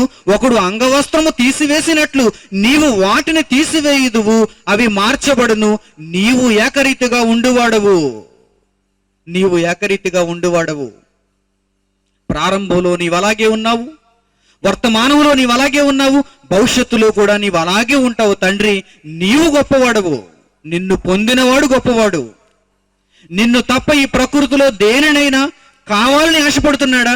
వాడు ఎందుకు పనికి రాకుండా పోతాడు. ఎందుకంటే వాడికి ఆశ్చర్యకరమైన ఆరంభం తెలియదు, బ్రహ్మాండమైన ముగింపు వాడికి తెలియదు. ఈ ప్రకృతి మనకు నేర్పించే పాఠం ఏంటో తెలుసా? మన కళ్ళ ముందు మనకు సేవ చేస్తున్న దేవదూతలన్నీ మనకు నేర్పిస్తున్న పాఠం ఏంటో తెలుసా? ఆశ్చర్యకరమైన ఆరంభాన్ని కలిగి వచ్చాం మేము. ఒక బ్రహ్మాండమైన ముగింపు కోసం మేమందరం ఎదురు చూస్తున్నాం. సూర్యుడు ఎదురు చూస్తున్నాడు, చంద్రుడు ఎదురు చూస్తున్నాడు, నక్షత్రాలు ఎదురు చూస్తున్నాయి, భూమి ఎదురు చూస్తుంది, సర్వ ప్రపంచం ఎదురు చూస్తుంది. మనిషికి పాఠాన్ని నేర్పించాలని ఎప్పటి నుంచో ఆరాటపడుతుంది. కానీ వాటికి భాష లేదు, వాటికి పలుకులు లేవు. దేవుని వాక్యంలో మాత్రమే ఆ జ్ఞానం ఉంది. ఆ జ్ఞానం బయటికి రావాలంటే నాలాంటి వాడు ఒకడు రావాలి. మీ దగ్గర దండుకునేవాడు వచ్చాడు అనుకోండి, మిమ్మల్ని దోచుకునేవాడు వచ్చాడు అనుకోండి, మరలా మీకు ఏం చెబుతాడు? ఏదో చిన్ని పొట్టి చక్కి కథ చెప్పి వెళ్ళిపోతాడు. ఏదో చిన్న బాలయేసు గురించి చెప్పి మీకు ఏదో 2 ఆశీర్వాదాలు ఇచ్చి వెళ్ళిపోతాడు. మహాజ్ఞానం బయటికి రావాలంటే, ఆశ్చర్యకరమైన ఆరంభం ముగింపు బ్రహ్మాండంగా ఉండాలి. దీనిని గురించిన పాఠం మాకు అర్థం కావాలంటే ఎసెన్స్ ఉన్నవాడు రావాలి, లోపల సరుకున్నవాడు రావాలి. వాడే బైబిలులో ఉన్న ఈ జ్ఞానాన్ని బయటకు తీయగలడు. వాడే దీనిని పిండి ఆ రసాన్ని మీకు ఇవ్వగలడు. అంతేనండి. లేకపోతే ఈ జ్ఞానం ఇంకా ఈ బైబిల్లోనే, ఈ పుస్తకంలోనే మరుగున ఉండిపోతుంది. జాగ్రత్తగా ఆలోచించండి. ఒక ఆశ్చర్యకరమైన ఆరంభం ఈ ప్రకృతిని కలిగించిన తర్వాత, ఈ ప్రకృతితో దేవుడు సేవ చేయమన్న తర్వాత, ఇదిగో ఒక బ్రహ్మాండమైన ముగింపు కోసం దేవుడు ఎదురు చూడమన్నాడు ఈ ప్రకృతిని. అందుకే వాటిని గురించి ఏమని రాస్తున్నాడు? ఇవన్నీ నశిస్తాయి, ఇవన్నీ ముగింపబడతాయి, ఇవన్నీ కాలగర్భంలో కలిసిపోతాయి. కానీ దేవుడు ఒక్కడే నిలిచేవాడు. ఆయన రూపాన్ని కలిగి వచ్చినటువంటి మనుషులారా, మీరు దేవుని కొరకు ఆలోచించండి, దేవుని వైపు తిరగండి, ప్రకృతి వైపు కాదు. ప్రకృతిలో దొరికిన చిన్న చిన్న వస్తువులతో కాదు మీరు సరిపెట్టుకోవలసింది. ఆ దేవుని మహాజ్ఞానం కోసం మీరు ఎదురు చూడాలి. ఆ దేవుని జ్ఞానాన్ని మీరు సంపాదించాలి. ప్రియులారా, ఇంత గొప్పదైనటువంటి ప్రారంభంతో వచ్చినటువంటి దేవదూతలలో కొన్ని దేవదూతలు దేవుని మాటను అతిక్రమించాయి. ఆశ్చర్యముగా ప్రారంభాన్ని కలిగి ఉన్న దేవదూతలలో కొన్ని దేవదూతలు బ్రహ్మాండమైన ముగింపును చూడలేకపోయాయి. అవి కూడా మనకు పాఠం నేర్పిస్తున్నాయి. ఏంటండి? దేవుడు సృష్టించిన దేవదూతలు అన్ని దేవుని మాట వినటం లేదా? కొన్ని దేవదూతలు సైడ్ ట్రాక్ వెళ్ళిపోయాయా? కొన్ని దేవదూతలు పాపం చేశాయా? కొన్ని దేవదూతలు దేవునికి ఎదురు తిరిగాయా? అవును, అవును. ఆశ్చర్యకరమైన ఆరంభాన్ని ప్రతి దేవదూత కలిగి ఉన్నప్పుడు, ఈ దేవదూతలలో కొన్ని దేవదూతలు దేవుని మాటను అతిక్రమించాయి. ఆనాడు దేవుని మాటను అతిక్రమించాయి. దేవుని మాట అతిక్రమిస్తే ఏం జరుగుతుంది? ఏం జరుగుతుంది? ముగింపిక బ్రహ్మాండంగా ఉండదు. ఆ ముగింపు అంధకారమయం అవుతుంది. ఆ ముగింపు నరకంలోనికి వెళ్ళిపోతుంది. ఆ ముగింపు నిత్యము వేదనతో కూడినది అవుతుంది. ప్రియులారా, జాగ్రత్త. దేవదూతలు మనకు నేర్పించే పాఠాలు ఇవన్నీ. సేవ చేస్తున్న దేవదూతలు బ్రహ్మాండమైన ముగింపు కోసం ఎదురు చూస్తుంటే, తిరగబడిన దేవదూతలు ఏమైపోయాయో తెలుసా? పేతురు రాసిన 2వ పత్రిక చూడండి. అసలు దేవదూతలు దేవునికి తిరగబడటం ఏంటండి? మీరు చూడాలి. పేతురు రాసిన 2వ పత్రిక 2వ అధ్యాయము 4వ వచనం. పేతురు రాసిన 2వ పత్రిక 2వ అధ్యాయము 4వ వచనం చూడండి. దేవదూతలు పాపం చేసినప్పుడు దేవుడు వారిని విడిచిపెట్టక పాతాళ లోకమందలి కటిక చీకటి గల బెలములలోనికి త్రోసి తీర్పుకు కావలిలో ఉంచబడుటకు వారిని అప్పగించెను. అంటే దేవదూతలలో కొన్ని ఏం చేశాయి? పాపం చేశాయి, దేవుని వాక్యాన్ని అతిక్రమించాయి. ఈ దేవదూతలు కూడా ఆశ్చర్యకరమైన ఆరంభాన్ని కలిగి ఉన్నాయి. కానీ వీటి ముగింపు మాత్రం బ్రహ్మాండంగా ఉండదు. అందుకే దేవుడు ముందుగా వీటి ముగింపును చెప్పేస్తున్నాడు. ఎందుకోసం? వాటి కొరకు మనకెందుకు రాయించాడు? మీరు కూడా జాగ్రత్త పడాలి. ఆశ్చర్యకరమైన ఆరంభాన్ని కలిగి ఉంటే ఎలాంటి పనిని చేయాలో, ఎలాంటి సేవ చేయాలో, ఆ తర్వాత ఎలాంటి ముగింపు కోసం మీరు ఎదురు చూస్తూ దేవుని యందలి భయభక్తులు కలిగి జీవించాలో, భయభక్తులు కలిగిన దేవదూతను చూసి నేర్చుకోండి. సూర్యుని చూసి నేర్చుకోండి, గాలిని చూసి నేర్చుకోండి, చేపలను చూసి నేర్చుకోండి, జలములను చూసి నేర్చుకోండి. కానీ తిరగబడిన దేవదూతలు కొన్ని ఉన్నాయి. పాపము చేసిన దేవదూతలు కొన్ని ఉన్నాయి. వాటి ప్రారంభం మాత్రం చాలా ఆశ్చర్యం, కానీ వాటి ముగింపు మాత్రం విషాదం. చూడండి ఏమంటున్నాడు, దేవదూతలు పాపం చేసినప్పుడు సూర్యునితో పాటుగా ఒక దేవదూత సృష్టింపబడింది, భూమితో పాటుగా మరో దేవదూత సృష్టింపబడింది. వాటి పని వేరు. ఈ దేవదూతలలో కొన్నిటికి వేరే పని ఉంది. దేవుని దగ్గర ఎల్లప్పుడూ సేవ చేసేవి, దేవుని యొక్క ప్రణాళికను నెరవేర్చడానికి ఉపయోగపడేవి. ఇలా ఆయా శాఖలలో ఆయా పనులు నెరవేరుస్తున్న దేవదూతలలో కొన్ని దేవదూతలు ప్రారంభంలో ఏం చేశాయో తెలుసా? దేవుని వాక్యాన్ని అతిక్రమించాయి, దేవునికి ఎదురు తిరిగాయి. ఆది లేనివాడు అంతము లేనివాడు ఆయనకు ఎదురు తిరిగితే ఇంకేమైనా ఉందా? చూడండి, అందుకే ఆయన ఏం చేస్తున్నాడు, దేవదూతలు పాపము చేసినప్పుడు దేవుడు వారిని విడిచిపెట్టక పాతాళ లోకమందలి కటిక చీకటి గల బెలములలోనికి త్రోసి తీర్పుకు కావలిలో ఉంచబడుటకు వారిని అప్పగించెను. వాటి ముగింపు చూసారా ఎలా ఉందో? వాటి ముగింపు చూసారా ఎలా ఉందో? వాటి ముగింపు చీకటిలోనికి వెళ్ళిపోయింది. వాటి ముగింపు వేదనలోనికి వెళ్ళిపోయింది, కటిక చీకటి గల బెలములలోనికి వెళ్ళిపోయింది. ఇక అవి ఎవరికి కనిపించకుండా దేవుడు వాటి కథను ముగిస్తున్నాడు చూడండి, విషాదం చేస్తున్నాడు చూడండి. కానీ సేవ చేసే దేవదూతల కోసం ఎవరు మాట్లాడుతున్నాడు ఆయన? నీవు ఉత్తరీయం వలె మార్చబడుదువు, నీవు నశిస్తావు కానీ నీ రూపాన్ని నేను మారుస్తాను, నిన్ను మాత్రం నేను పాతాళానికి పంపించను. ఎందుకంటే నీవు నా కోసం సేవ చేస్తున్నావు. సూర్యుడు సేవ చేస్తున్నాడు, భూమి సేవ చేస్తుంది, గ్రహాలు సేవ చేస్తున్నాయి, నక్షత్రాలు సేవ చేస్తున్నాయి, విశ్వమంతా సేవ చేస్తుంది. వీటన్నిటికీ దేవుడు రూపాన్ని మారుస్తాడు, ఉన్న రూపాన్ని మారుస్తాడంతే. కానీ తిరగబడిన దేవదూతలకు, పాపం చేసిన దేవదూతలకు ఏమంటున్నాడు ఈయన? వాటిని విడిచిపెట్టక పాతాళ లోకమందలి కటిక చీకటి గల బెలములలోనికి వాటిని త్రోసి తీర్పుకు కావలిలో ఉంచుటకు వాటిని అప్పగించెను అని వ్రాయబడింది చూడండి. అంటే ఈ దేవదూతలను చూసిన మనిషి ఏమనుకోవాలి, ఏమి నేర్చుకోవాలి? నేను దేవునికి సరి అయిన సేవను జరిగించాలి, ఒక బ్రహ్మాండమైన ముగింపు కొరకు నేను ఎదురు చూడాలి. ఆశ్చర్యకరమైన ఆరంభాన్ని కలిగిన దేవదూతలు ఎలా సేవ చేస్తున్నాయో నేను కూడా ఆ మాదిరిగానే ఉండాలి అనే జ్ఞానం మనిషికి నేర్పించటానికి ఇదిగో దేవదూతల వర్గీకరణ దేవుడు చేశాడు. మరో చక్కని మాట చివరిగా చూద్దాం చూడండి. యోధా రాసిన పత్రిక ఒకే ఒక అధ్యాయము, ప్రకటన గ్రంథానికి ముందు 6వ వచనం జాగ్రత్తగా చూడండి. యోధా రాసిన పత్రిక ఒకే ఒక అధ్యాయము 6వ వచనం, తమ ప్రధానత్వమును నిలుపుకొనక కొన్ని దేవదూతలు, దేవుడు వారికిచ్చిన ప్రధానత్వం, నీవు చాలా గొప్పవాడవు, నీవు దేవునికి సేవ చేస్తున్న దేవదూతవు, ఈ ప్రధానత్వాన్ని నిలుపుకోలేకపోయాయి ఆనాటి దేవదూతలలో కొన్ని దేవదూతలు. ఆ దేవదూతలను గురించి ఏమంటున్నాడు చూడండి, తమ ప్రధానత్వమును నిలుపుకొనక తమ నివాస స్థలమును విడిచిన దేవదూతలను మహాదినమున జరుగు తీర్పు వరకు కటిక చీకటిలో నిత్య పాశములతో ఆయన బంధించి భద్రము చేసెను. వీటి ముగింపు చూసారా ఎలా ఉందో? తిరగబడిన దేవదూతల యొక్క ముగింపు చూసారా ఎలా ఉందో? అందుకే దేవుడు ముందుగా వాటి యొక్క వివరాన్ని మన కోసం రాయిస్తున్నాడు. తమ ప్రధానత్వాన్ని నిలుపుకోలేకపోయాయి, పరలోకానికి తిరిగి రావాలని, పరలోకంలో దేవుని చెంత సేవ చేయాలని ఈ దేవదూతలు తమ ప్రధానత్వాన్ని నిలుపుకోలేక దేవునికి ఎదురు తిరిగి పాపం చేశాయి గనుక, తమ నివాస స్థలమును విడిచిపెట్టాయి గనుక ఈ దేవదూతలను ఏం చేయాలి? కటిక చీకటి గల బెలములలోనికి నేను త్రోసివేయాలి అంటున్నాడు దేవుడు. చూసారా, ఆశ్చర్యకరమైన ఆరంభాన్ని దేవదూతలు కలిగి ఉన్నాయి. ఇందులో కొన్ని దేవదూతలు దేవుని వాక్యానికి ఎదురు తిరిగాయి, వాటికి బ్రహ్మాండమైన ముగింపు లేదు. మిగిలిన దేవదూతలన్నీ ఇదిగో ఇప్పటి వరకు తూచా తప్పకుండా దేవునికి సేవ చేస్తున్నాయి. ఎందుకొరకో తెలుసా? తమ ముగింపు బ్రహ్మాండంగా ఉండాలి, తమ ముగింపు కొత్తదిగా ఉండాలి, తమ ముగింపు చాలా గొప్పదిగా ఉండాలి. అదేనండి విశ్వ ప్రళయం, అదేనండి మహా అంతం, అదేనండి మహా దినమున జరిగే తీర్పు దినానికి ముందు జరిగేటువంటి ఒక గొప్ప విషయం. అదే ఏంటదంతా? ఇదంతా మార్చివేయబడుతుంది.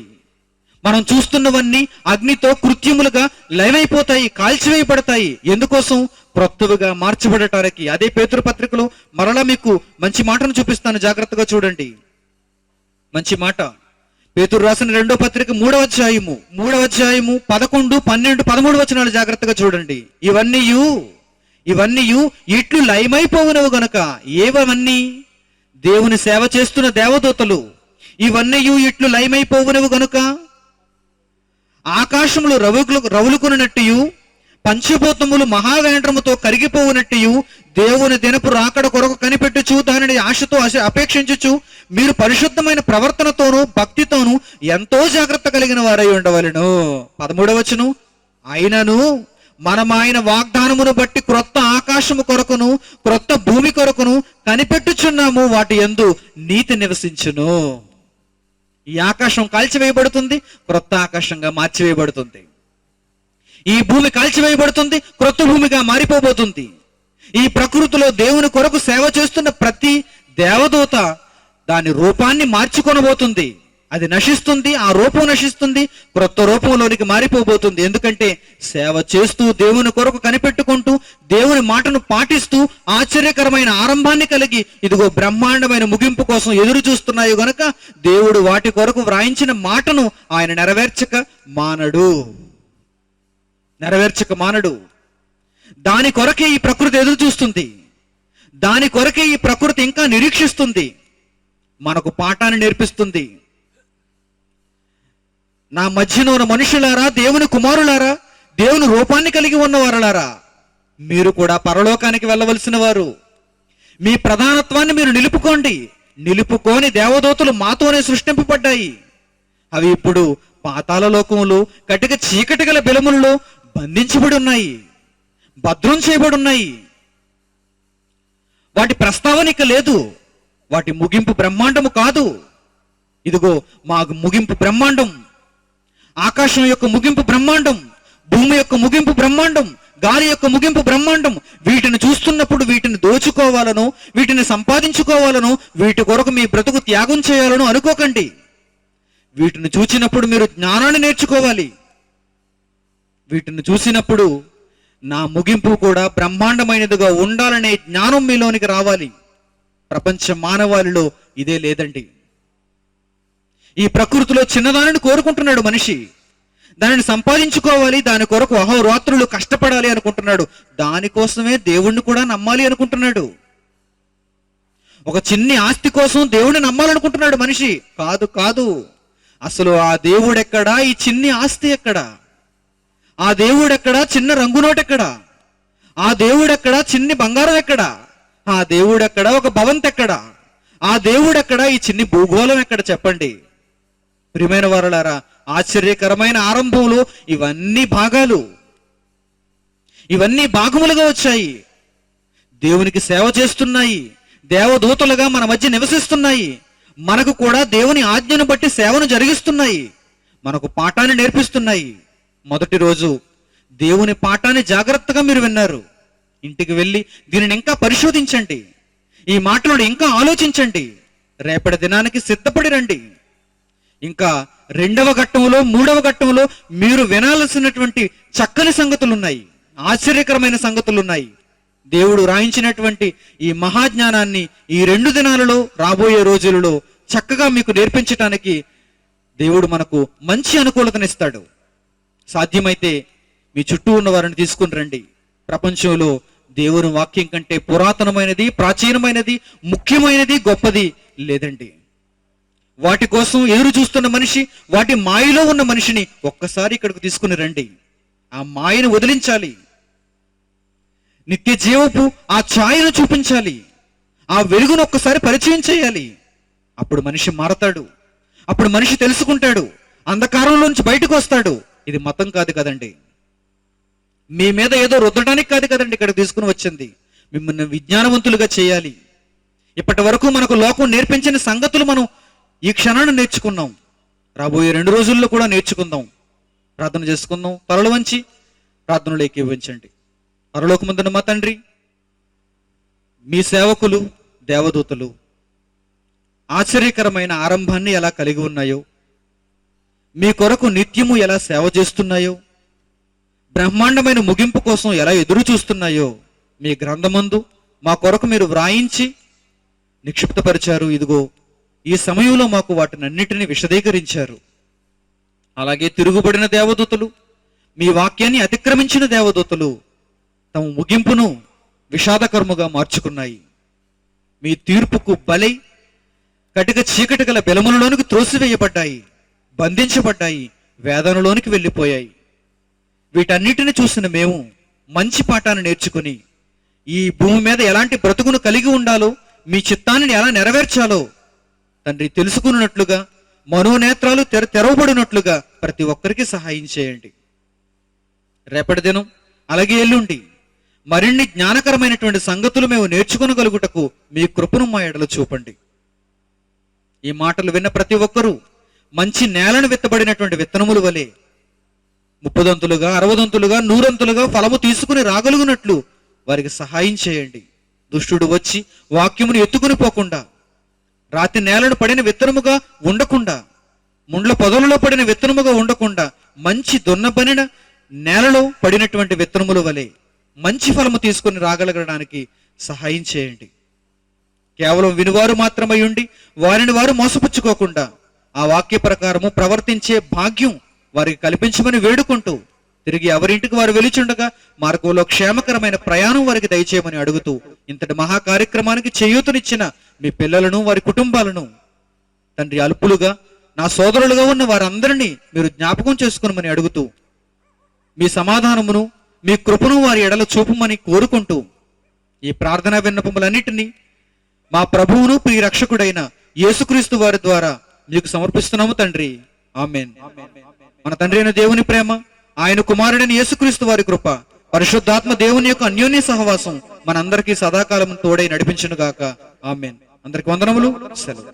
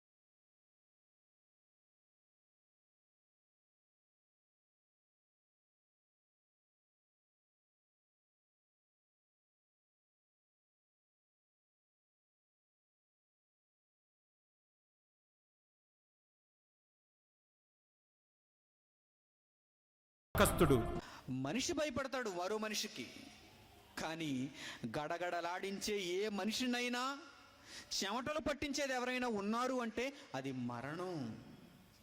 మరణం, ద ఫియర్ ఆఫ్ డెత్, మరణ భయం ఉంది. ఈరోజు మనిషికి మరణ భయం ఉంది. ఈ మరణాన్ని జయించిన వాడే, మరణాన్ని తన పాదముల క్రింద ఉంచుకున్నవాడే the real hero, son of God, Jesus Christ. One and only అంటాం, అందుకే ఇన్ని వన్ అండ్ ఓన్లీ.